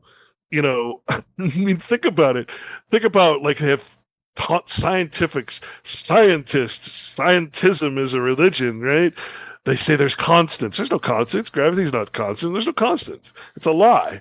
They have all these different things that they've declared are scientific truths. Well, what is a scientific truth? Well, it implies that it's a theory that was proven. It's no longer a theory then. It's more of a hypothetical. So that's Sure. logic, right?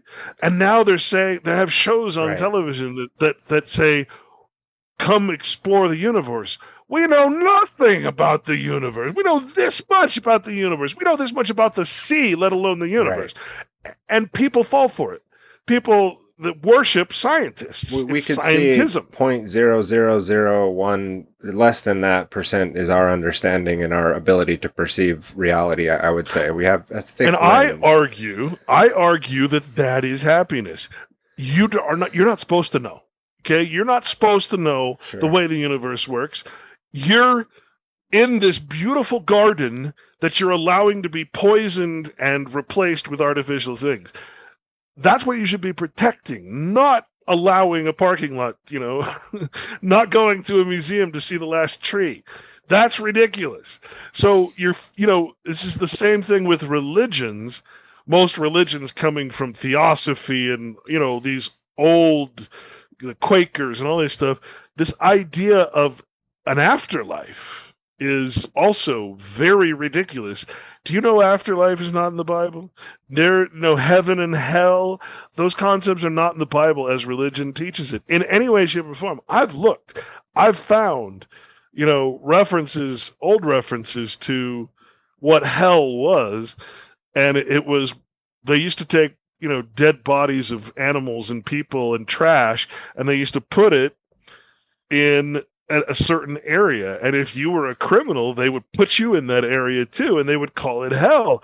They'd also call hell the Moloch, the where they used to burn children. That was hellfire. But anytime hell or being buried, and it's all, if the Bible is like a zombie apocalypse, there's so many people dying and coming back to life, right? No, it's spiritual. When you die civilly, you become spiritually alive. And these are actually legal terms. Spiritual death is legal citizenship, legal life. What is life? Life is defined as the period where a contract begins and ends. That's life, the life of a contract, right? So spiritual life dies when contractual or legal life begins, citizenship, personhood.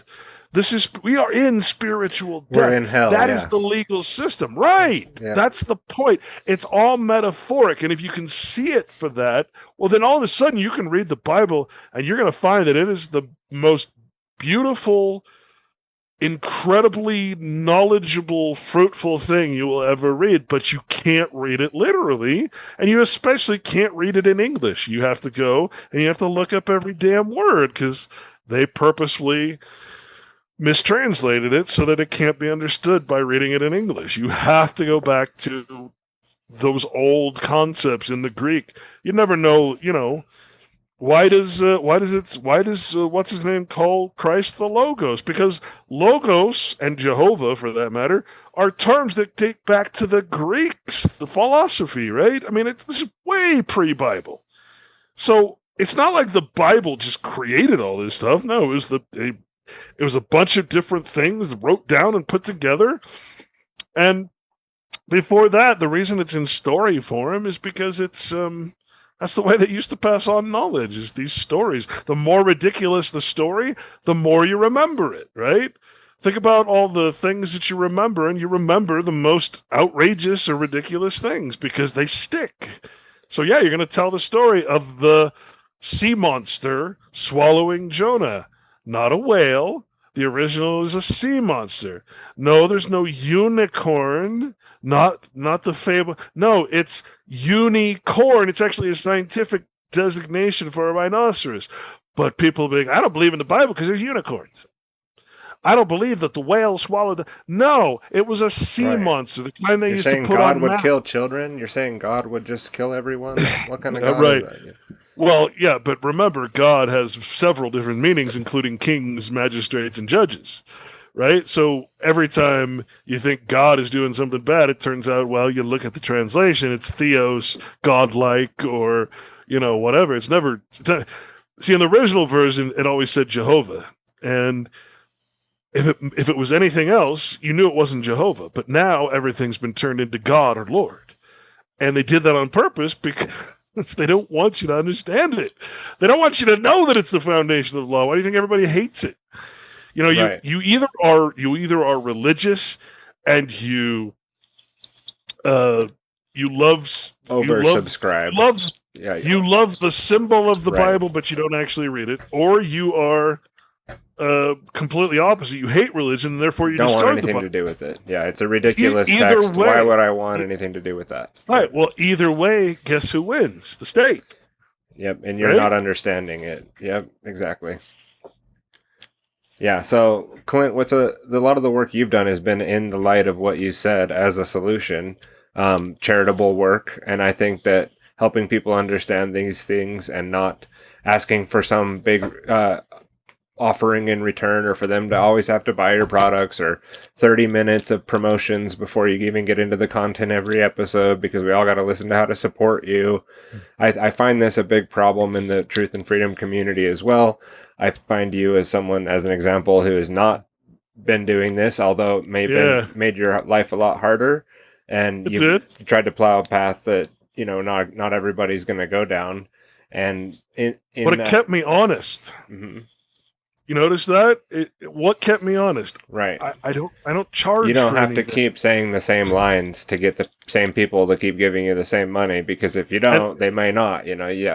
And you know what? That. Yeah, I mean, I've so many, and you find that people's support is conditional. The second you say something they don't like, they're out because they don't understand it. Right? That's why I don't like social media, because I don't know what I'm actually saying, and it's not offensive. The golden rule is that the truth cannot be offensive. If you're fat, you're fat, right? I mean, the truth can never be offensive because it is. It's what it cannot be offensive. Whereas lies are always offensive. You only tell a lie if you're not happy with the truth, right? You only support a lie if you're not happy with living in the truth. Well, to all those people that abandoned me, okay, great. You don't want to hear the truth. Just say so. I mean, it's just be honest with yourself, right? You didn't abandon me because I asked you for anything. You abandoned me because I told you the truth, and that's fine. That's exactly what the Bible says is going to happen. The Bible says you're going to be hated in my name, meaning Jehovah or Christ, right? It's so obvious now. That's what persecution. Christians don't know what persecution is because they're not Christians. They're hypocrites. They're using a flattering title. It doesn't mean anything. They're not acting the part. They're not following Christ. And by the way, you said earlier, worshiping the law. Christ being the law of nature says, don't worship me, follow me. Worship God or Jehovah, which is existence, all of the universe, Right. nature itself, but don't worship me, for I am the law. Well, what does Christianity do? It worships Christ. If you're worshiping the law, then you're not following it. If you put something on a pedestal and make it a symbol, well, then most often that symbol becomes a simulation or a hypocrisy or a simulacrum, which is a copy without the original, without any of the original intent, right? So Christ has been made an empty cross, basically. What is in the Bible, it wasn't even a cross; it was a pole, a pica, right? Right. It was like a telephone pole where you put public notices in, right? There's no nails. Nails is never used. The word nail is never used in any way other than figuratively. Circumcision does not mean the flesh of your penis. It means nothing in it is what we think. Yeah. And if your church is condoned by the state and only allowed to operate in the conditions that it does because of the government, you really should question if that organization is really giving you the truth or isn't interested in Christianity at all, because, like you're saying, you can't have two masters. You can't say, yes, we respect the government and its existence and we appreciate this system because it allows us to be, and therefore we worship God. No, you're worshiping two gods, which is like what you said, the Bible advises not to do. Not because you have to believe in that, but because it's trying to explain to you that, there's a system of law operating here that we can all learn to adapt our behavior to, call natural law, or there's this system of moral relativistic man's law, which is, like you said, it asks you to enslave others, it promotes it actually, and so that's your position, is that this is what you're going to be supporting over here, and that's really what we're trying to get people to see in general. And the solution starts there, and it's actually not that difficult. The funny thing is people perceive it as a really hard thing, and they fight against it to the death, that they don't want to accept what we're saying about this belief system is what's creating the problem. But once you realize that, and then you realize the very first thing you have to do then is just stop believing in all the false religions. That's not that difficult to do, actually. It's very not that difficult. If I were to put Christianity down into one concept, it is to stop believing in anything artificial. I mean, it's really that simple. Stop pretending to be something you're not, right? I mean, it's just that simple. It is purely a call against lies. I mean, it's live in truth. God is truth. Worship God. Worship truth. How is that bad? How is that possibly bad? But, right. I get it. It's the transliteration. Now, I will also invite people. Sorry. I will also invite people to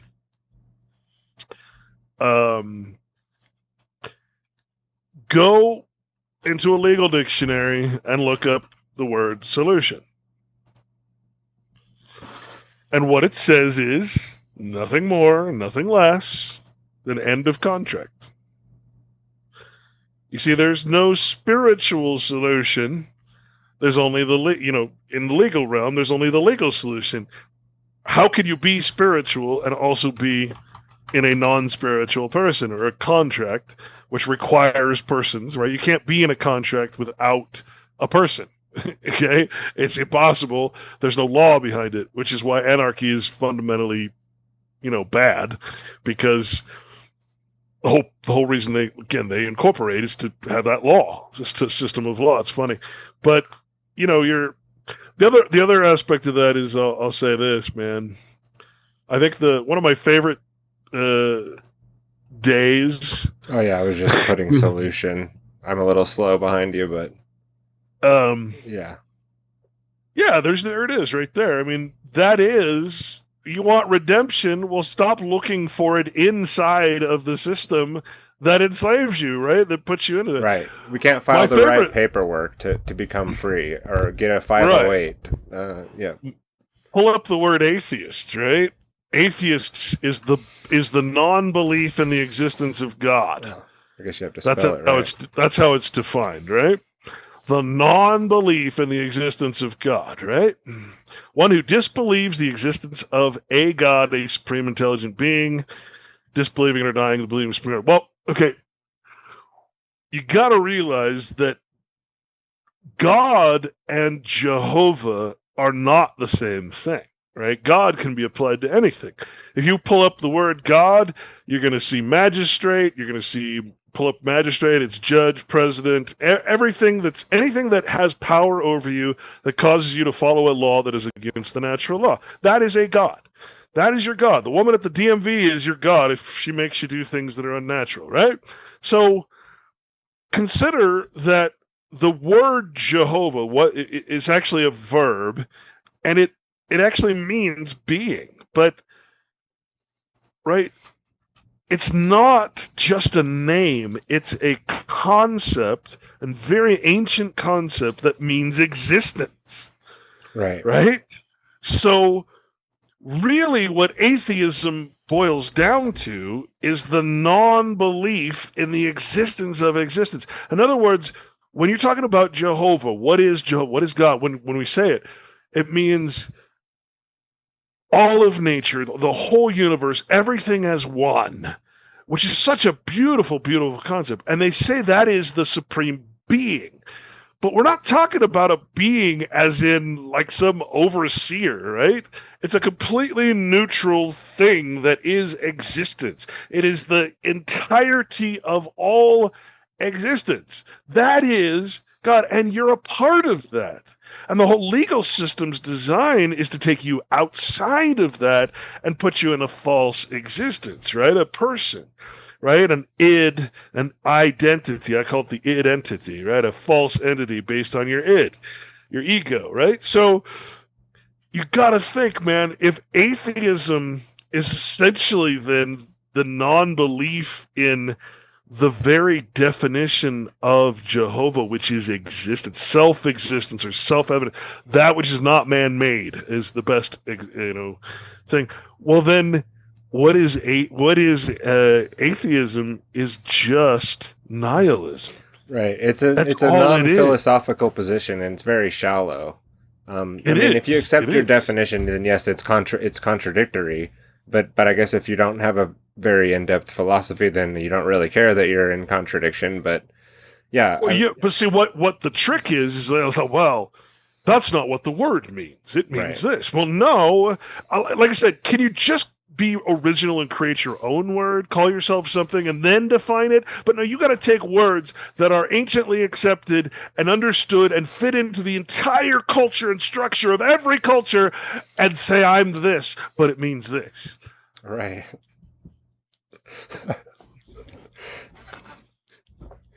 Yeah, totally.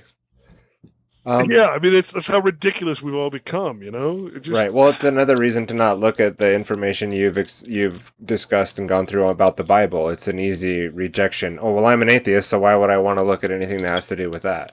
And again, well, because maybe you want to understand the presuppositions better, and maybe you want to have a better argument because your argument doesn't really have an argument. It's like you said, it's nihilism or solipsism. So remember we're talking about the negative and the positive. Well, you also got to realize what that means is when you're talking about the principles or the maxims of law are all taken from the Bible, right? Everything that is a maxim of law that protects men in their natural state is technically comes from one religion or one religious tome or the other, right? One spiritual law form or the other, mostly from the Bible. That's why we call it a Christian, nation. Nation being a spiritual connection between people, how we treat each other, the moral compass that we have between each other. That's the nation, right? But there's a cutoff in the maxims of law, and that cutoff is the contract, right? Once you enter into the fiction in any way, shape, or form, voluntarily, then the maxims of law over here, it says God is the creator of all. Over here, it says the contract makes the law. Oh my God. I mean, so you're saying that everything I do in a contractual situation is opposed to the grand, it's antichrist, but it means, what does that mean? It means opposed to the law of nature. how can something artificial not be opposed to the law of nature? You see, it's so brilliant. Like I said, when you allow what the Bible is to permeate you, and you take religion completely out of it, aside from the fact that you're supposed to follow it religiously, oh my God, it's so enlightening and so beautiful. But then to realize that the entire legal system, admittedly, I mean, you put your hand on the Bible, for God's sake, in the court, which means something different than you think. But I mean, they're getting you to blaspheme the Bible by entering into the court of a false god, a false judge, right? So, I mean, the reason they do that is because the Bible is the foundation of law. You're going in there, you're swearing on the Bible to what? Tell the truth, so help me God, and then everything you say from that point on is a fiction, a lie, a legal truth, which is artificial, which is completely opposed to the Bible. Think about that. Think about that system and how intricately dependent on the Bible it is. Or in other words, the positive cannot exist without the negative. Yeah, inversion. Right? It has to invert. Yeah, so yes. It's all dependent on this book of moral law. Or in other words, what does the Bible say? It says, thou shalt not do. What does the legal law says? Thou shalt do. Right? Thou shalt not? Oh no, thou shalt. Right? Two opposing things. This is positive, this is negative. Why? Because thou shalt not do. Not you have to do. You have to file your taxes, and you have to do this. And as a person, you have to do that. Over here, it's like, well, I'm not a person, so I don't have to do any of that. And that's the point, because once you cross that line and you enter into that contractual nature, with subjection comes, or with protection comes subjection, right? Well, legal liability is an interesting invention. I think it's a technology similar to money. I mean, we somewhat need these things as far as utility to operate in the world. Maybe the paradigms can shift and we don't need legal LLC. But then you end up with pharmaceutical companies that somehow the law gets passed that they don't have any liability at all for the injuries they're causing. Is that reality? Is it real that there's no consequence for these products that are harming people? Or is that just a construct? The people are actually getting harmed. And now we have a system that protects the people, so there's no accountability there. So it's a dual-edged sword. I was actually going to do a talk on this, on how our technologies are all this way. The problem exists in all of them. You have to separate, okay? There are no men, there are no people in the court. There's only persons. Can you harm a person? Well, no, not really, because a person is a fictional thing. How can you harm a fiction, right? So when they're making decisions like this, they're not considering you as a living, breathing part of God, part of Jehovah. They're considering you an artificial construct. Can't hurt it. I mean, when the rock falls on Wile E. Coyote, is he really smushed and bleeding out? No, he's fine. He's back in the next scene chasing Bugs Bunny. Well, guess what? Are you? I mean, if you're not dead, well, then you're still a person to them. You're nothing more than a commercial object. You cannot hurt a person. You can do harm, as in the legal sense, right? I can harm your property, perhaps. I can do things that would cause you to give suit and to injure me, which means to bring me into the law so that you can, right? But that has nothing to do with you. Everything that happens in the legal system, especially in court, is fiction, right? Real estate. You don't think the word real means real, do you? I mean, no. What's real is over here, but real estate is just it's the title. It's a fiction. It's a flattering title. You don't own the house, you own the title.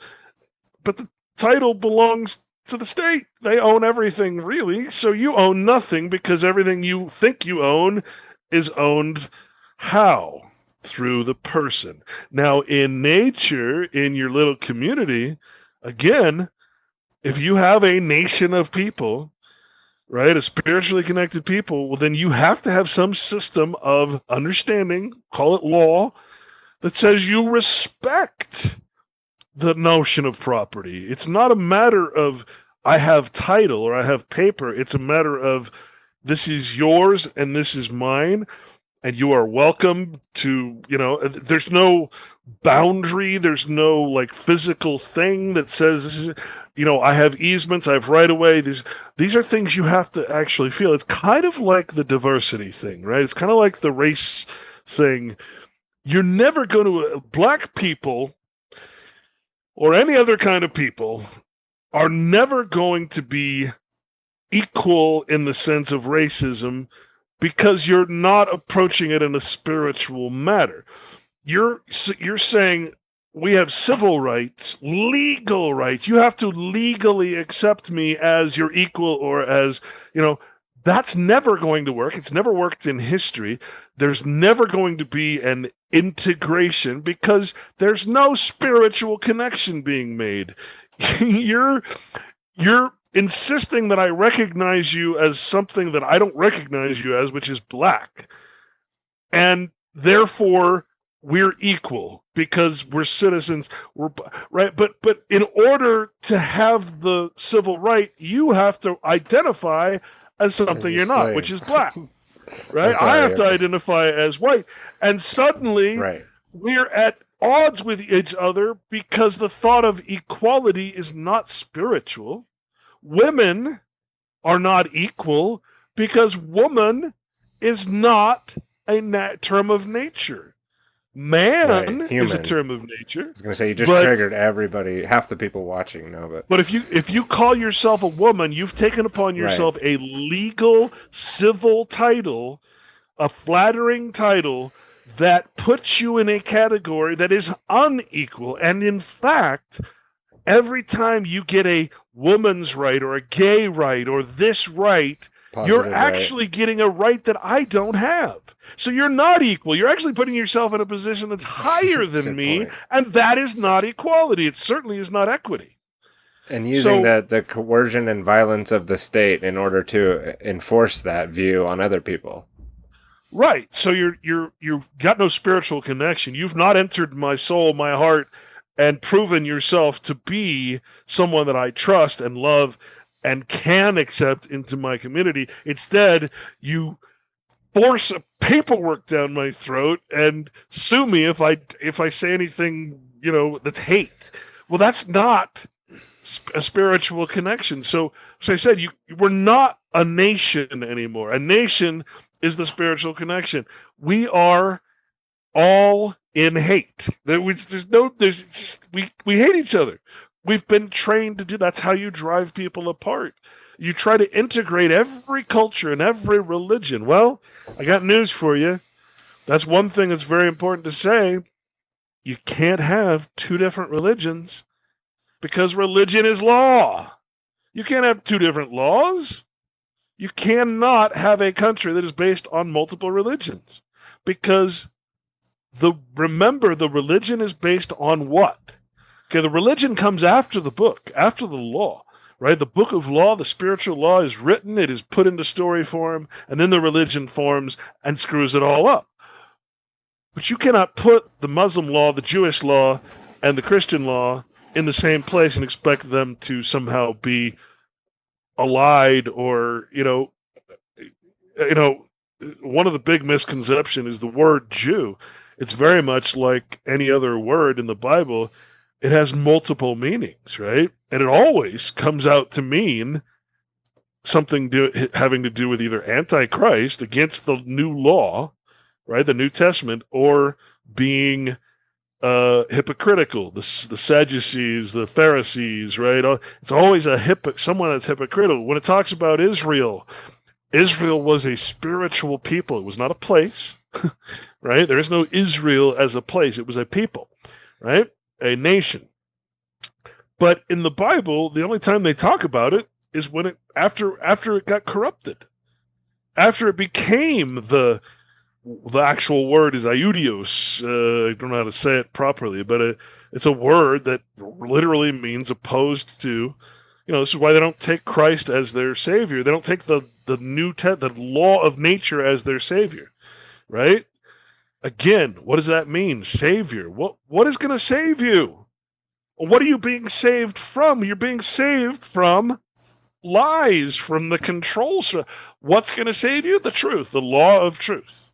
I mean, it is so reasonable, and it is logical too. It is. You know, again, all I can say is this. What I'm saying right now is what got me fired from the truth movement.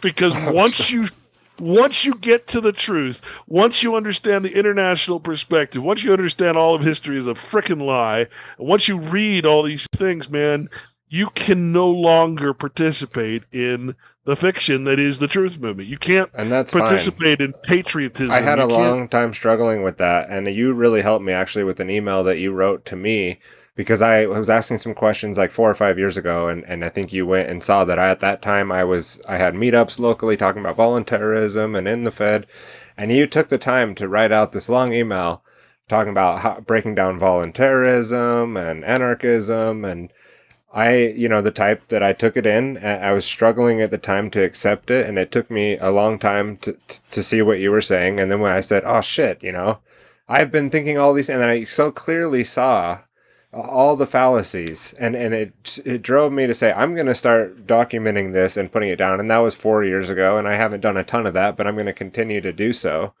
Well, I mean, just think about it this way, though. The reason that I'm in this position is because, and the reason that I spend the time, and people tell me I shouldn't, but I'm like, no. If someone writes me an email, I'm going to write them back. I'm going to explain what they want to explain. Some people have said that's how people troll you, right? They want to just waste your time. Yeah, I'm like, they could easily do that. That's fine. That's great. I'm not going to not act Christ-like just because So and it really helped me. So you hit the nail once in a while. That's you what I'm might saying. miss sometimes, and you might But waste some time. But it wasn't yeah. me. It wasn't me that helped you. It's the truth, right? I mean, it's just. When I had to consume it, I had to care enough to consume it. I could have just thrown your email in the trash and said, "I don't agree with any of that. I want to be a voluntarist, anarchist, in the Fed guy." But the point is, there's a very few people that actually are seeking the truth.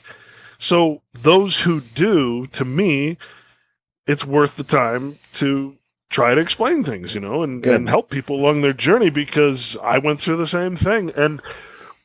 But again, it's not me. I don't deserve any credit. You did the legwork. You had to get over your own fallacies and beliefs, just like I did. So me helping you is I mean,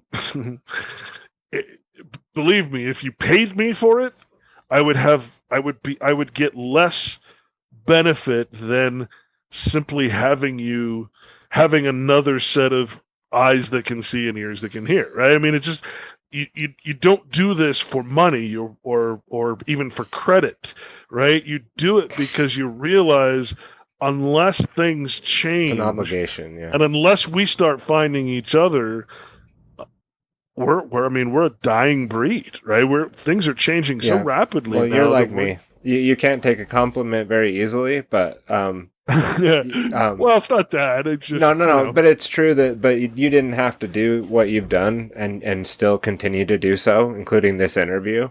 Now you could say at some level, yeah, I had to because I'm obligated to do so because of what I understand and it morally makes sense and to fix the okay, I understand that, but you could still, my religion. You could still be watching whatever you could be watching right now, and you could probably be doing just fine, making some Federal Reserve notes out there and go on with your life and not really have to care. But what is it? I know that you had some issues with maybe a hard drive, hopefully something recoverable, but I know you're working on like the next season of Red Pill Sunday School and maybe even I had a whole my documentary is my season. I basically I just took it in to get fixed and just got it back. I haven't plugged it in yet, but I'm gonna have to see if I can recover stuff, which that means I'm gonna be on the phone with fortunately their support is free, but Final Cut Pro is the program. But it's a matter of having so much information. All the voiceover was edited, everything's put together and faded. That's what I want to recover, because to the thought of doing all that again.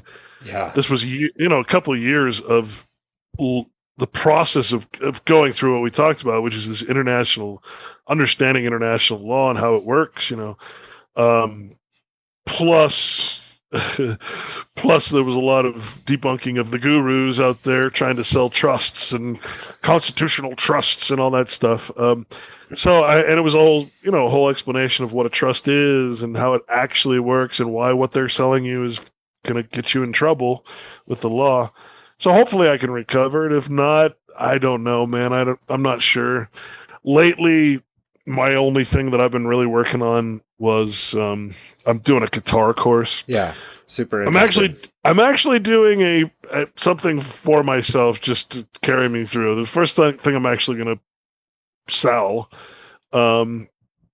because like I said, most people out there have abandoned me, so I have to have some kind of passive income, then. But I mean, the things I discovered with music, same type of mentality and research, I figured it out, the music theory, not the ins and outs of it, but what it all leads to, what's the purpose of going through the theory? Well, my argument is that it's already been proven, and the millions of songs and genres and everything, it's already been done. So basically I put together this guitar course for all levels on what they don't teach. And if I would have known this 35 years ago, I mean, if this was the first thing I learned, instead of trying to navigate this whole maze of stuff, I would be my guitar playing would be through the roof, right? I would be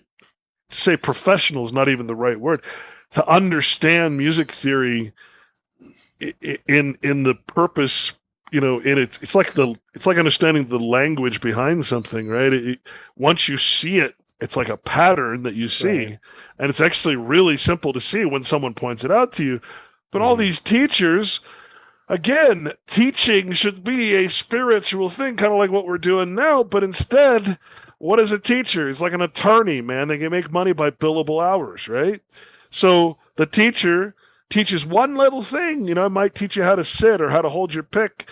Okay, that'll be $50, $100, right? I'm like, so anyway, I'm doing this, and it's the ultimate. It's the only lesson you'll ever actually need, and from this lesson, you'll then be able to understand all of theory, because you're deconstructing it from what the theory is pointing. It's kind of like having the solution to the math problem and then being able to work backwards, right, into the theory. So no, I'm really excited. I'm so excited. I'm more excited about this than I've been about anything, because when I saw this myself, it was like the Matrix. When they download shit into your, just saw I can now fly a plane, but even though I've never done it before.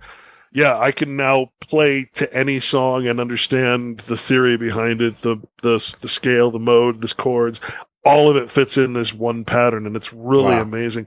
And the fact that they don't teach it, I think, is a testament to how technology and advancement actually destroys ancient knowledge. The simplicity and the beauty of it has been lost to what? I don't know. Overly complicated, right? It's overly complicated. Yeah, sophisticated. Yeah, sophist behavior, basically. Yeah. No, I'd be super interested in that myself. And my son, he's learning the guitar. Neither one of us are properly trained in like classical music or reading music. So I think picking up from something like what you're putting together there would be really beneficial for me. Yeah. So I'll be taking you up on it.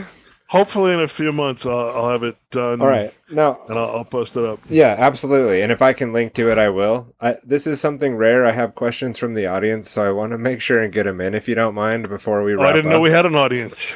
It's not a common thing for me, but I do have a couple here. And the first is from Mark, and he says, Clint, would you describe your journey into this place as searching for reality, quote unquote, or how would you describe the journey that you have been on? And I know we did kind of discuss that a little bit, but I think at first I was like, I'm searching for truth, but ultimately, I mean, the simple answer is that when you find the truth, all you're doing is realizing you're already in it, and that everything else is fiction, right? Everything you think is truth suddenly falls to the wayside, and you realize that truth is just existence. It's just life. It's not everything that we've added to it. So it's less of a looking for it than realizing you're in it already. I think is the real that's the kicker. It's kind of like it's the same way with the guitar. I was like, when I saw the pattern, man, I was like, are you kidding me? It's that simple. Oh, okay. So I am God. I am part of the whole. I am part of existence.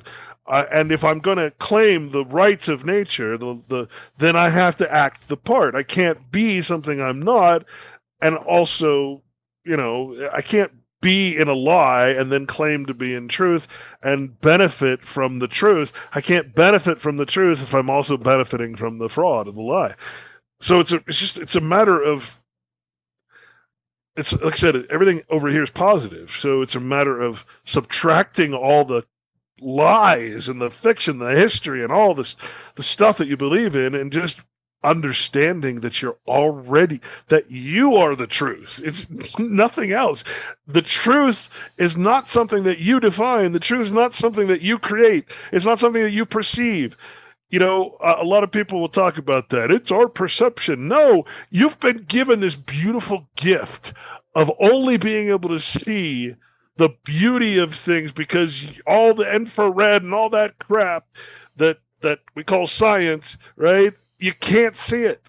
You see the beauty of the flowers in the field because you can't register everything. You've been given a gift, right? And what do you want to do? You want to go to freaking Mars, right? Forget all that. This is stupid. You're in Eden, and you're not. You're treating it as if it's a prison. You've put yourself in a legal prison, and yet you're. When you talk about the word garden, garden actually means prison. It means like somewhere where you're entrapped or enclosed. The Garden of Eden was closed off from the rest of the world, man's world, right? Until what? The serpent, which is the tree of good and evil. Well, what is the tree of good and evil? It's nothing more, nothing less than the concepts of men. The conceptualities, the ideas, the fictions, the lies. When you bring that into your prison, your garden, well then how can you possibly find the truth anymore? Because you're always concentrating on what is truth. But it's right. You are truth. It's like you're the truth, and you're trying to find yourself. I mean, it's just bizarre when you think about it. But it's actually a lot more simple than that. You're not going to find it. You're just going to realize it. You're going to finally see it and yourself, nature and yourself, as what you truly are. That's all it is. You want to call it a spiritual journey? Yeah.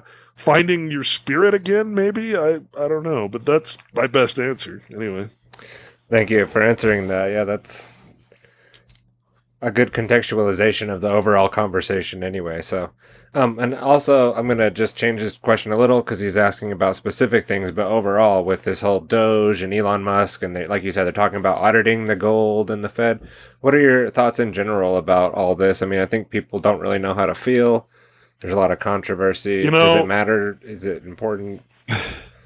This is one thing I have been working on, because I was look up foreign trade zones and free trade zones. Okay? What people don't realize is, first of all, there's a border around the United States of 100 miles with inland. That's called a Constitution free zone. And really that has to do with customs and, border patrol and all that, okay? 2/3 of the people live within that zone. Every airport is also a Constitution free zone. From that airport extends usually from any port, whether it's airport, inland, any inland port, along any system of freeways, or something called a free trade zone. In America, it's called a foreign trade zone. Now, free trade zones are all over the world, and they're much worse, because in these zones, they're not considered like these foreign trade zones. I'm in one, but because I'm not a business that has been accepted, and it's the Rockefeller Group that actually runs it, I'm not a business that's accepted in the foreign trade zone, so I'm not actually in the zone. But if you want to know why they were shipping all those so-called illegal aliens, right? Why is government putting them on buses and planes and sending them to these cities, right? Well, every major city has one of 350, ports or free foreign trade zones, right? What that means is, as far as customs and border patrol, which is a entity of government, right? Um, that zone is not in the United States for purposes of customs and border patrol. So the question becomes, are you actually illegal if you are working in a foreign trade zone? And the answer is no, because it's not part of the United States. How can you be illegal if you're in an international zone, right?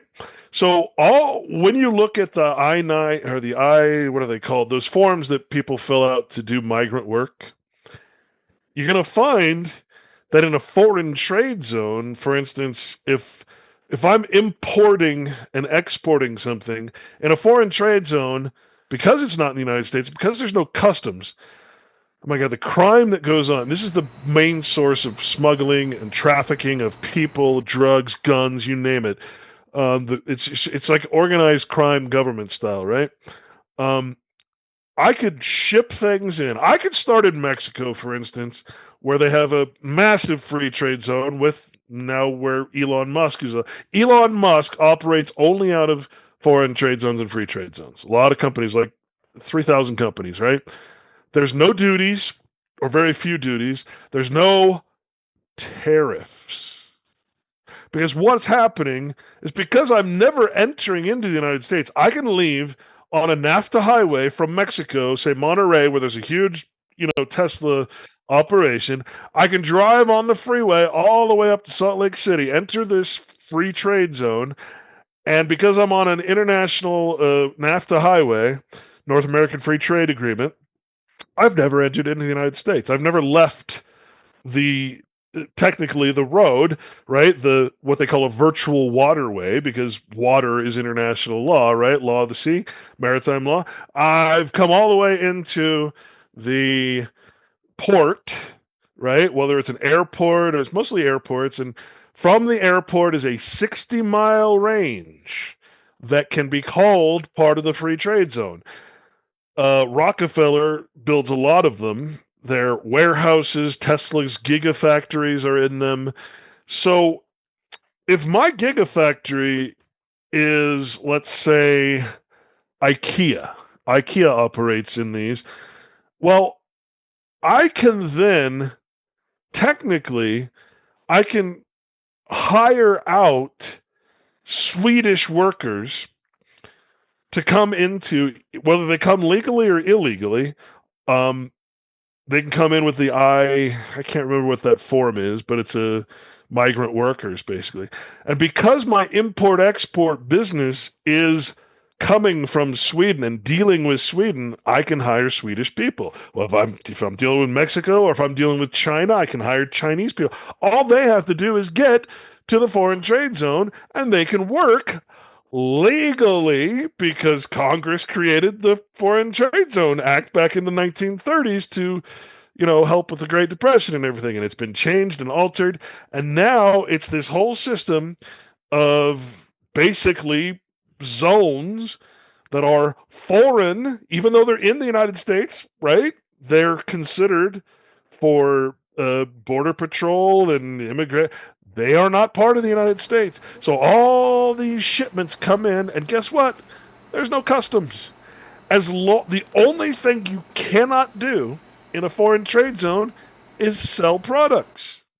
You can show them, you can destroy them, you can assemble them. So you'll see made in Mexico, assembled in America, right?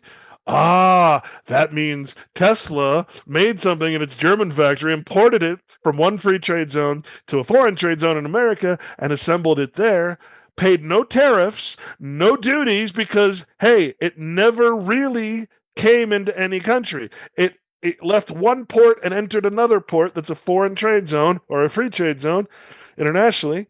And instead of paying the tariff on the parts that Trump is now charging for all these other, we're the ones paying for it.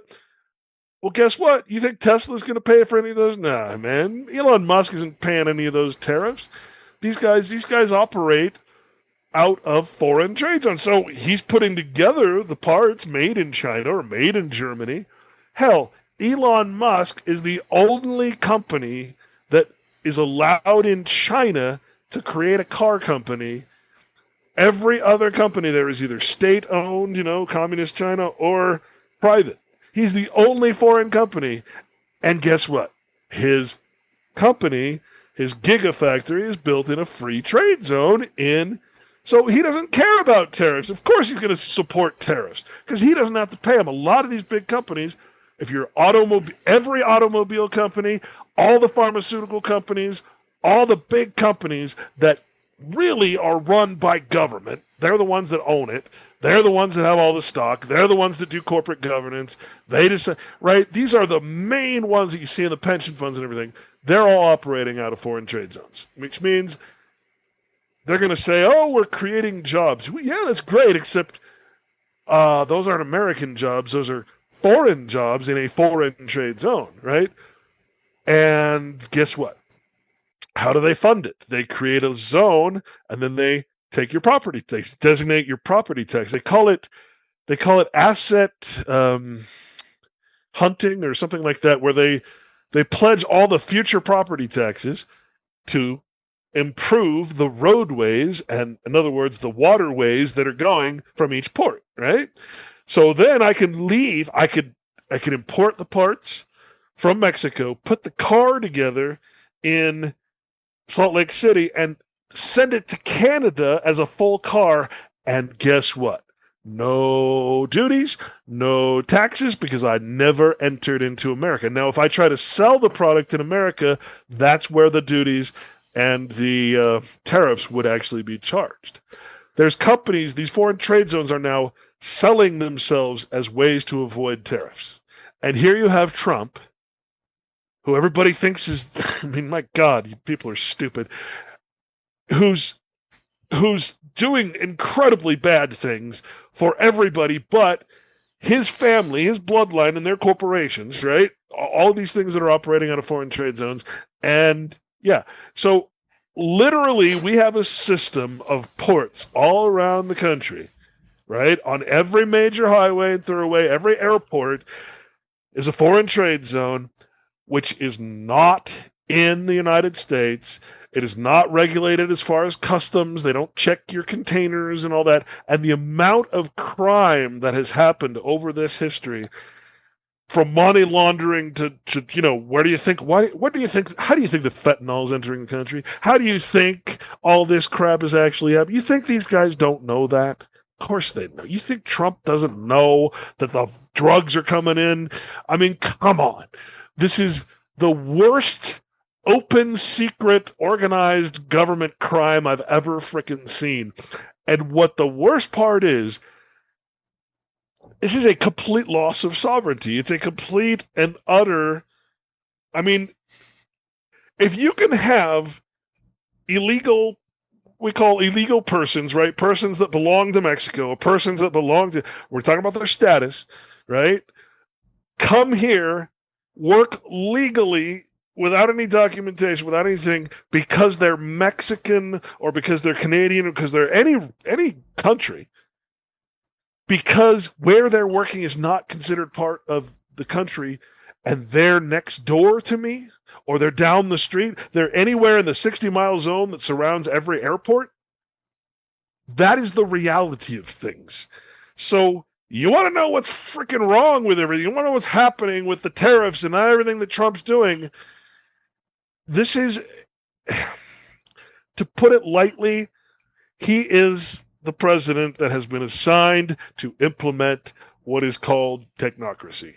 As you said, total corporate international law dominance, where none of the local laws, no child labor laws, no civil rights, nothing applies because it's not part of the actual country. It's not part of the United States, and none of that applies. And in other countries, I mean, you wonder why Apple's, children are putting together Apple phones. Well, it's a free trade zone, and their child labor laws don't exist. Apple's not breaking any laws. You see, this is the difference between legal and moral. This is the spiritual law is just being crushed. The thought of using children as labor was a moral crisis. Now it's been solved because, hey, we have something now that is it's free, right? It's anarchist, basically. It's lawless, so no protections apply, and we can just use prostitution, everything. Human trafficking. Human trafficking, How do you think it's happening? Right. I mean, for God's sake. And the people cheering Trump on, right? Cheering this on as if it's all good and these are all going to be good things for America and we're getting rid of immigration. They have no idea what kind of immigration we're getting ready for, right? We're not getting rid of it. We're getting ready for it. The important thing for me was, because this was a mystery to me, I was like, I've never heard anything more ridiculous than government shipping illegal people, right? I mean, without any vetting into these cities, without any explanation, right? And then there's a list, and they show all the major cities, and I'm like, well, okay, I can put these dots together. What's going on? What's the common denominator? Sure enough, man, workers. I mean, every single one of those cities are a major foreign trade zone, and they're not illegal. They can walk around the whole place because 60 miles within the airport is considered for an illegal, not America, if they're working in the foreign trade zone. Wow. And what you're talking about here and who it's going to benefit, this is not something that was just started with the Trump administration, right? He's not coming up with this to benefit all these people that have positioned their massive corporations to benefit from what you're talking about. He's obviously a tool for these people being used, like you said, to just implement the plan under the guise of MAGA, Maha, all this. Here's a guy. There's nothing different about this. He's pretending to be a nationalist, make America great again, while creating an international, absolutely unsovereign. Wait, he's promoting an unsovereign. So it's like the opposite of what he's preaching. It's not MAGA. It's like make America not America. Yeah, he's the globalist. Like they fight the globalists, and Trump and Alex Jones is full support, 100% Team Trump, right? Look, as far as Jones, controlled opposition. Sorry, but I have to say I like his movie Endgame. I do really like that documentary. I thought it was done really well. But remember, but I don't know what the hell's going on with Alex Jones now. Predictive programming. Right. Okay? If they show you what they're going to do, then when it happens, I mean, why do you think they make movies like historical films about events that happened a month ago? Right? I mean, come on. They made a film about the plane that crashed 2 months ago, and it's already in theaters. They're controlling history. They're not only just controlling history, but they're also predictively programming it so that when it does happen, you're accepting it. This is why I'm so upset, because all of the things that I warned about, all the things that everybody used to warn about before the truth movement got taken over by influencers and this predictive programming stuff, right? I mean, my book, I talk about this. The whole purpose of the United Nations is to make everybody a global international citizen, give everybody digital ID. Right. It's Agenda 2030. It's the number one plank of their manifesto. Yep. Right. Now it's Canada and Mexico. Here come Canada and Mexico. Trump talking about integrating them in. And this is MAGA. This is. No, it's the exact same Agenda 21, now Agenda 2030, globalism, plan. And it just under the guise of, we need to do this for the economy, or we need to do this. Well, the first step, and see, one of the greatest things that happened to me,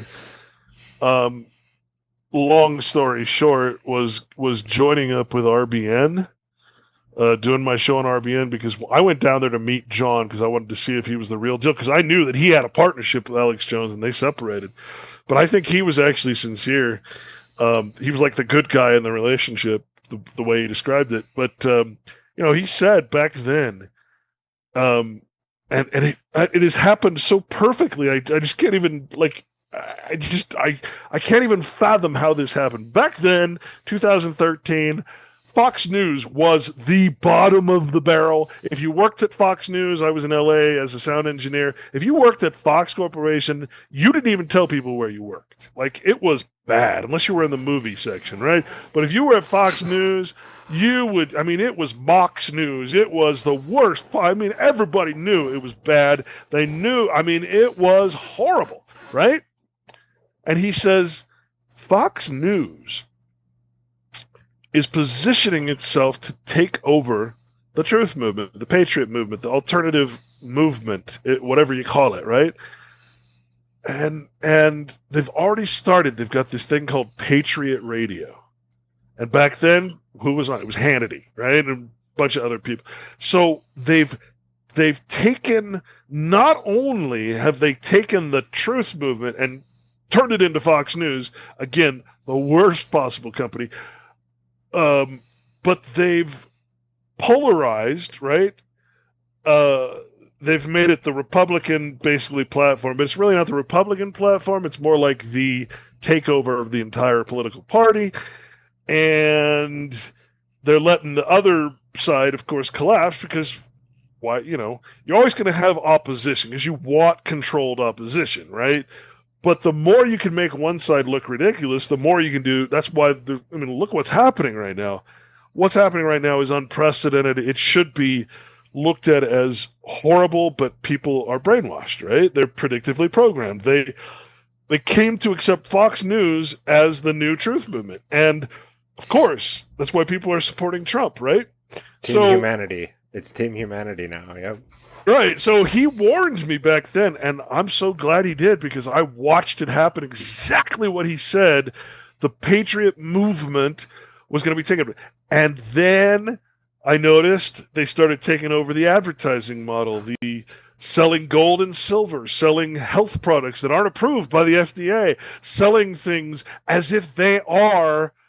And then they started saying, pointing to everybody else and saying the media, the mainstream media, the legacy media. And I'm like, oh my God, this is the exact script that John Statmiller, the owner of RBN, Republic Broadcasting Network, said was going to happen. They took over the movement, they took over the advertising model, they took over everything to make themselves look like they were me. People like me who were actually sincerely warning people, and now they're praising and selling and influencing people to accept everything that I warned against. And nothing infuriates me more than that. And guess what? I mean, I can't watch the other news. It's horrible. So I watch Fox News and pick it apart and say, oh, that's so bullshit. Right? That's all I can do. There's no impartiality. There's no news anymore. There's nothing. There's no movement. There's no alternative. There's only right and left, polarization.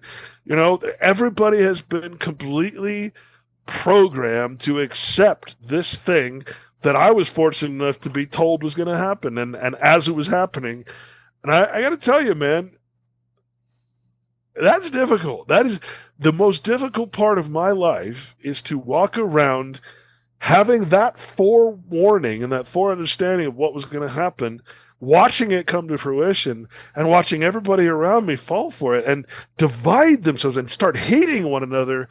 If you like Trump, we hate you. If you like, it's turned into this. I mean, they've accomplished what they were going for.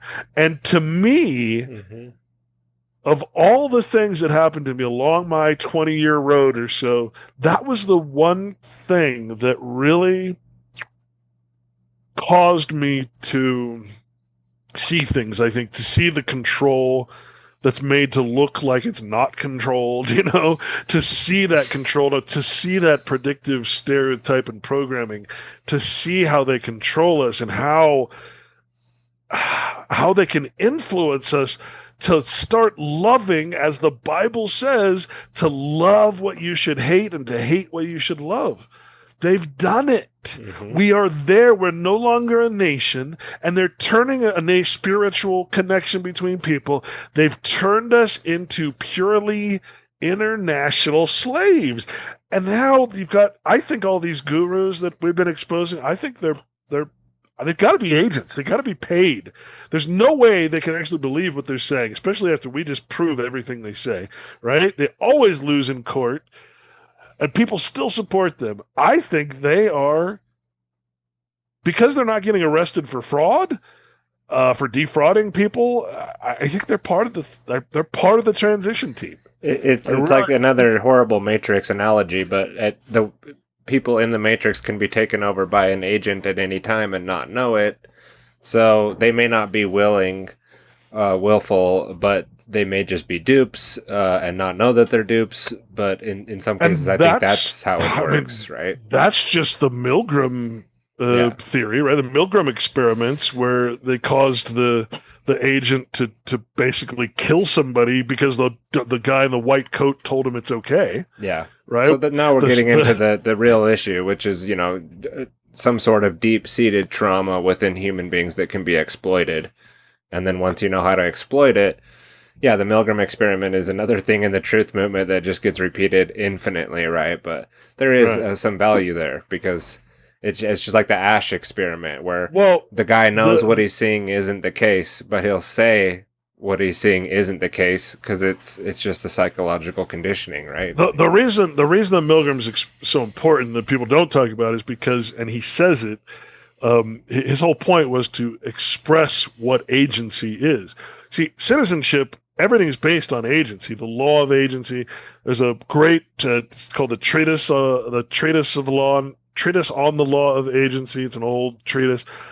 Everything works through agency. Like I said, you have the principal and the agent, the employer and the employee, right? The sergeant and the private, and it goes on and on and on. There's always that master and servant, or in other words, volunteerism, right? So we're always in an agentic relationship, and the Milgram experiments truly show, that's why they're so important, they truly showed what that agentic relationship is, which is the person that's in power because he's wearing a symbol, like a white coat, like a doctor or a scientist. Flattering titles.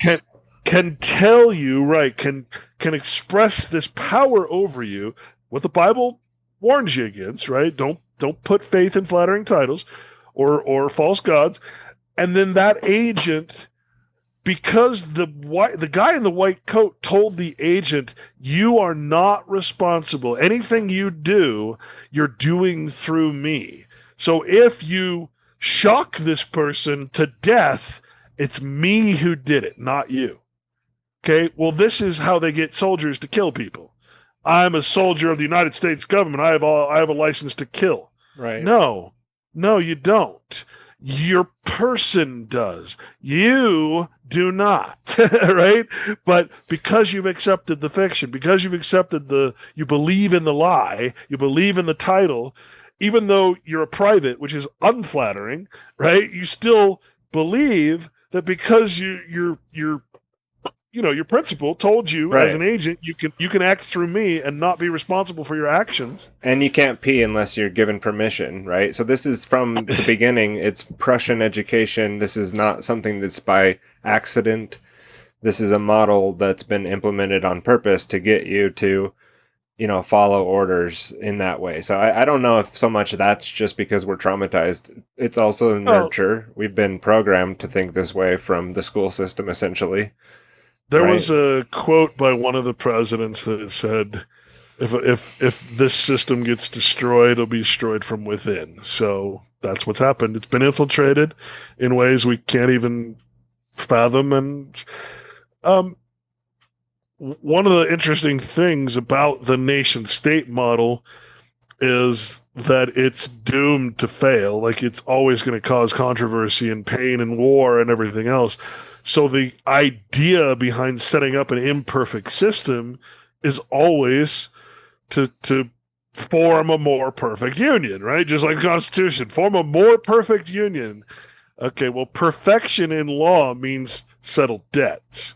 Okay, it doesn't mean to help you in any way, right? This is all commercial. The United States is a commercial hub. It's not anything else. So always think in terms of commerce. Never think that the government is there to help you as a man spiritually search it. No, you're a commercial entity to them. That's all you are. So never think of legal anything in a spiritual capacity, because you're wrong. You're just it's designed to be opposed to the spirit. Spirit just means your soul, right? There's a reason they call alcohol spirits. There's a reason they say that baseball player has spirit, because spirit is your free choice. It's what drives you, right? It's not something that's going to float out of your body when you die. There's no afterlife. Okay, your spirit is what makes you do things, and so it goes. The Trinity, the real Trinity, is mind, body, and spirit. Your spirit should always be highest, because that's the law. That is your moral compass, right? Then you have the mind. The spirit should always control the mind, which is your logic center, right? Then comes the body. The mind controls the body. So if you control or kill the spirit, well, then what's left? The mind and the body? Nothing to drive the mind but the government. Oh, well, then guess who's driving you? Okay? There's nothing left. Your spirit has been killed, right? By operating in person, it's literally called a spiritual death. In legal terms, look it up. Civil life is spiritual death. I mean, personhood is spiritual death. We are existing in spiritual death. We are not guided by morals, values, by God, by nature, by anything except the legal system of men, which is designed to take you outside of your own nature. So I don't know any other ways to say the same thing. I mean, this is the problem, right? There is no other problem. Like I said, solution means end of contract, nothing else. End of your deal with whatever devil you're dealing with. Devil meaning evil genius, which is a man, not a beast, right? I mean, you're talking about something so simple, fundamentally simple, which is that you've left nature and entered into a simulation, a hypocrisy, right? You're denying yourself and pretending you're someone you're not, something you're not, a person. So, I don't know. I mean, there's just no other way to say the same thing. I mean, we can just keep talking about it over and over, but I mean, it's just, the problem is self-evident. The problem is clear. And it's funny because, like I said, the definition of Jehovah, YHVH, the ancient tetragrammaton that existed way before the Bible, the actual meaning of that is what is self-evident and what is self-existent, not man-made, right? Everything that is real, everything that's not a lie, everything that is truth. And the legal system, its sole purpose is to take you out of that. Okay? So if you can't see then what the real problem is, the legal system, well, then you're hopelessly lost, and you'll never be able to recover. And I don't think most people can. And I think that's what that scene in The Matrix really represents: is, hey, you've already got to the age of consent. You've already gone through the motions of confirmation and ratification. You've become the person in your own mind. You can't separate yourself, your true self, from your fictional self, legal person, right? You think that you are the person. You've thought that your whole life. How can you possibly? But the children, in my opinion, I believe the children are the future, right? That is where it lies. Because I mean, what does the Vatican say? What does the Jesuits say? Give me a child until he's 8, and I'll give you a Jesuit or a Catholic, right?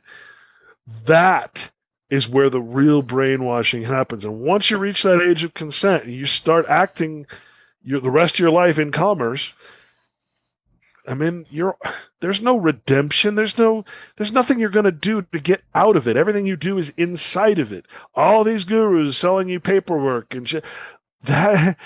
Remember, there's a positive and the negative. Doing more positive paperwork and all that stuff, entering into the system more, is not going to get you out of it. Okay? because you're a conquered people. They made you a citizen because you're conquered. That's the easiest way to have slaves, is an open air prison where everybody gets to choose what they do to support the government or one of its corporations, right? And that's where we are.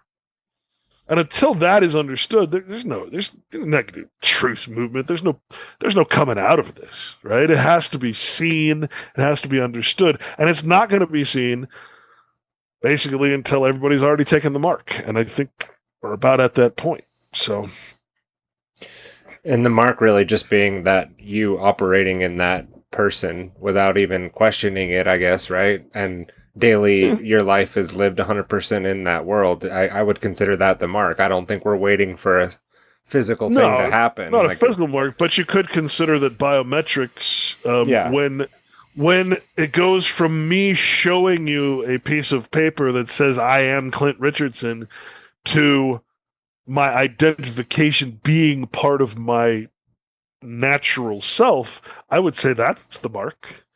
Right? When my eye becomes my identification, what am I going to do? I got to poke out my eye so I can't be identified? When my fingerprint, right? We already do fingerprints. They're unique. Biometrics, that's it. I mean, you ask me, that is the mark. Consider it the beast, right? That's talked about in the Bible. It's not that there is a beast. It's that you're the beast. You're the beast of burden. You're the four-legged animal that they equate to as, in the law, they say man and other animals, right? That's how it's written in the law, quite a few places, man and other animals. They don't consider you as anything other than a beast of burden. So the beast system is you fulfilling your role as a four-legged beast. In other words, a pack mule, right? A cattle, chattel. Right? That's what the beast system is, the mark of the beast. It doesn't mean, the Antichrist we're all Antichrist at this point. That's what the Bible says. There'll be a lot of Antichrist. What does that mean? People that are not walking in the righteous path, not living in truth. That's all it means. So you're my opinion, we're already there. We're already there. And all the Trump administration is, and everything from now on, is just getting us there in a technocratic, automated AI system that's going to run it all. Right. And they'll make it pretty exciting, though. It'll be pretty fascinating and exciting. Well, to watch it, for me, it's pain. It's just pure pain. But to watch it is fascinating because you're watching the domestication of people. Right. I mean, true domestication into an international system of I don't mean to laugh. I think I call it the secondary matrix. I've been in there long enough that I hear what you're saying. It's definitely painful. When I say exciting, I guess bread and circuses, neon flashing lights at the end of the explosion thing. But your encapsulation over the last 10 minutes, I thought, was really beautiful as far as summarizing your points. Even though, like you said, you could say it several times in different ways, but I think you did encapsulate it quite well. Remember also, the reason the Matrix is actually a really good analogy is because it is based on, it's based on simulacrum and simulation, which is this book everybody should at least attempt to read. It's very difficult, but it really is a perfect example of an author trying to warn people of postmodernism, which is what we're essentially entering into, and have entered into, warning of what it's going to be. And then you have filmmakers that, men that became women, right? You have filmmakers that they're changing the script into a science fiction film that actually supports keeping people in the system, whereas he's warning people of it coming and how it's going to imprison us. This is why he separated himself from the movies. He hated the movies because they supported what he was warning against. They took his book, which is just priceless, and transformed it into a piece of crap movie that only is good because it had a budget that allowed for all these effects. And right, I mean, the acting is horrible, everything's horrible, but it's made to look good, even though it really kind of sucks. But if you read that book, you're really going to think it sucks, because you're going to realize this is opposite of what this book is actually trying to tell you, trying to get you to see. They're taking it and making it into a fantasy, like truly a hell. And I recommend everybody should get that book, keeping in mind that it was a prop in the movie. Right, the book was in the movie, right? Yeah, the hollowed out book, very symbolic. Mm-hmm. So yeah. Well, dude, yeah, I gotta get going. These dogs. No, I understand. Later down the road in this series, I may get more into the PMAs. And you did touch on it a little bit when you were talking about, the vision of what could be. Brandon to do it too. Well, I want to hold you as somebody who can come back on and do more discussions like this, maybe furthering the discussion. Dude, no one else is asking. So, I mean, it's not like I don't have time. Well, I appreciate your time. Remember, I'm the pariah now, because, the truth hurts. Well, and I think you have a lot of useful insights, and not only insight isn't the right word, like in-depth understanding. And just having you here and being able to eke a little bit of that out tonight that's exactly what I wanted to do, because you have so much to offer. And this series I've been working on, a lot of the thoughts surrounding the beginning of me even going down the road that I went to expose the truth and freedom community is in legacy and holding the flag up to your work as well. So, it fits right in. So, yeah, I think we should talk about it more. Just to be clear on that, too, just if you want a little ammunition for that concept, I mean, call it what it is. It's a religion. Lincoln actually called it people's political religion. So that's what you're talking about. I mean, you really are talking about a political religion. By religion, meaning putting faith in basically stuff that isn't proven, right? Politics is always opinion based, right? There's nothing about it that is natural or self-evident, right? It's just because, and so when you're talking about the truth movement, the political movement, it's always, or even the economy. I mean, the economy is fake. It's false. It's based on, right? I mean, if I talk about the economy of the monopoly board, am I talking about reality? Right. I mean, you decide, right? So we need to end the Fed. I mean, why are we getting all wrapped up into that? It's not shouldn't be the central focus, but somehow that gets wrapped. The truth movement becomes concerned with the legal fiction, and we need to fix it in this way to get the legal system to function properly in this way. And doesn't make any sense. And what does that look like exactly? What is a proper legal system when legal literally means opposed to nature, opposed to God? I mean, how do you justify a good legal system? Right. So, guys, I made the mistake too, and a lot of the stuff that we talked about as far as fallacies go were things that I used to think. So we're not just like throwing stones that. Oh no. Both of us here were thinking a lot of these things. So we're just trying to help upgrade the rhetoric, right? Let's get off of some of this old rhetoric. It boils down to the truth is never offensive. Period. It cannot be, because if it is, then our very existence is offensive. I mean, it just doesn't make sense that truth can be offensive, right?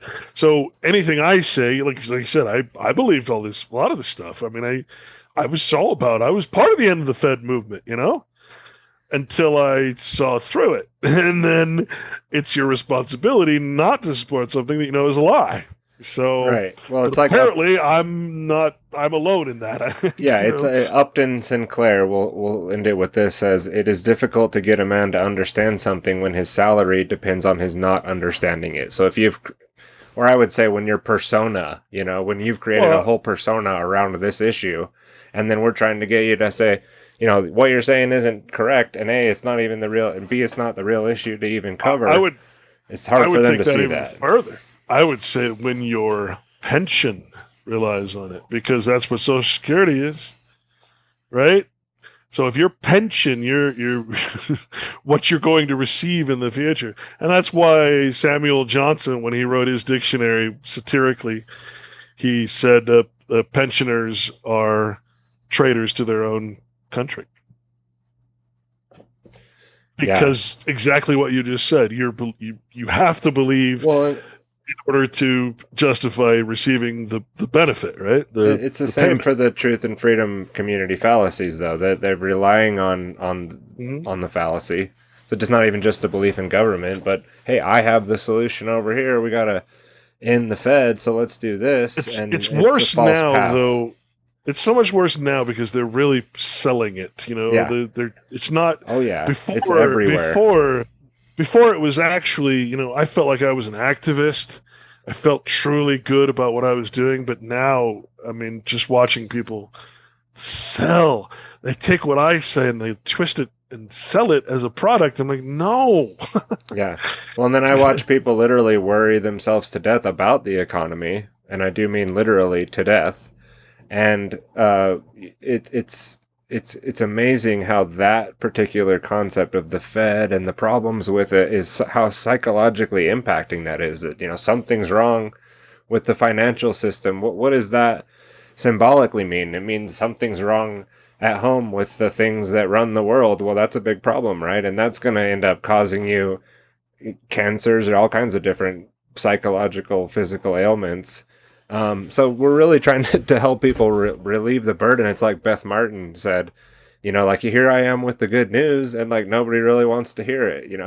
Like you actually. I'm pretty sure that's what Jesus Christ also said. Right. So yeah, interesting. All right, man. Well, yeah, I know you got to go. I really appreciate it. Again, people will have all Clint's links in the show notes. And again, Clint, I really appreciate your time and coming on, and we'll chat soon. Man. Anytime. Like I said, I got time now. All right. Sounds good. All right, dude. Take it easy. Okay, thanks, Clint. Recording stopped.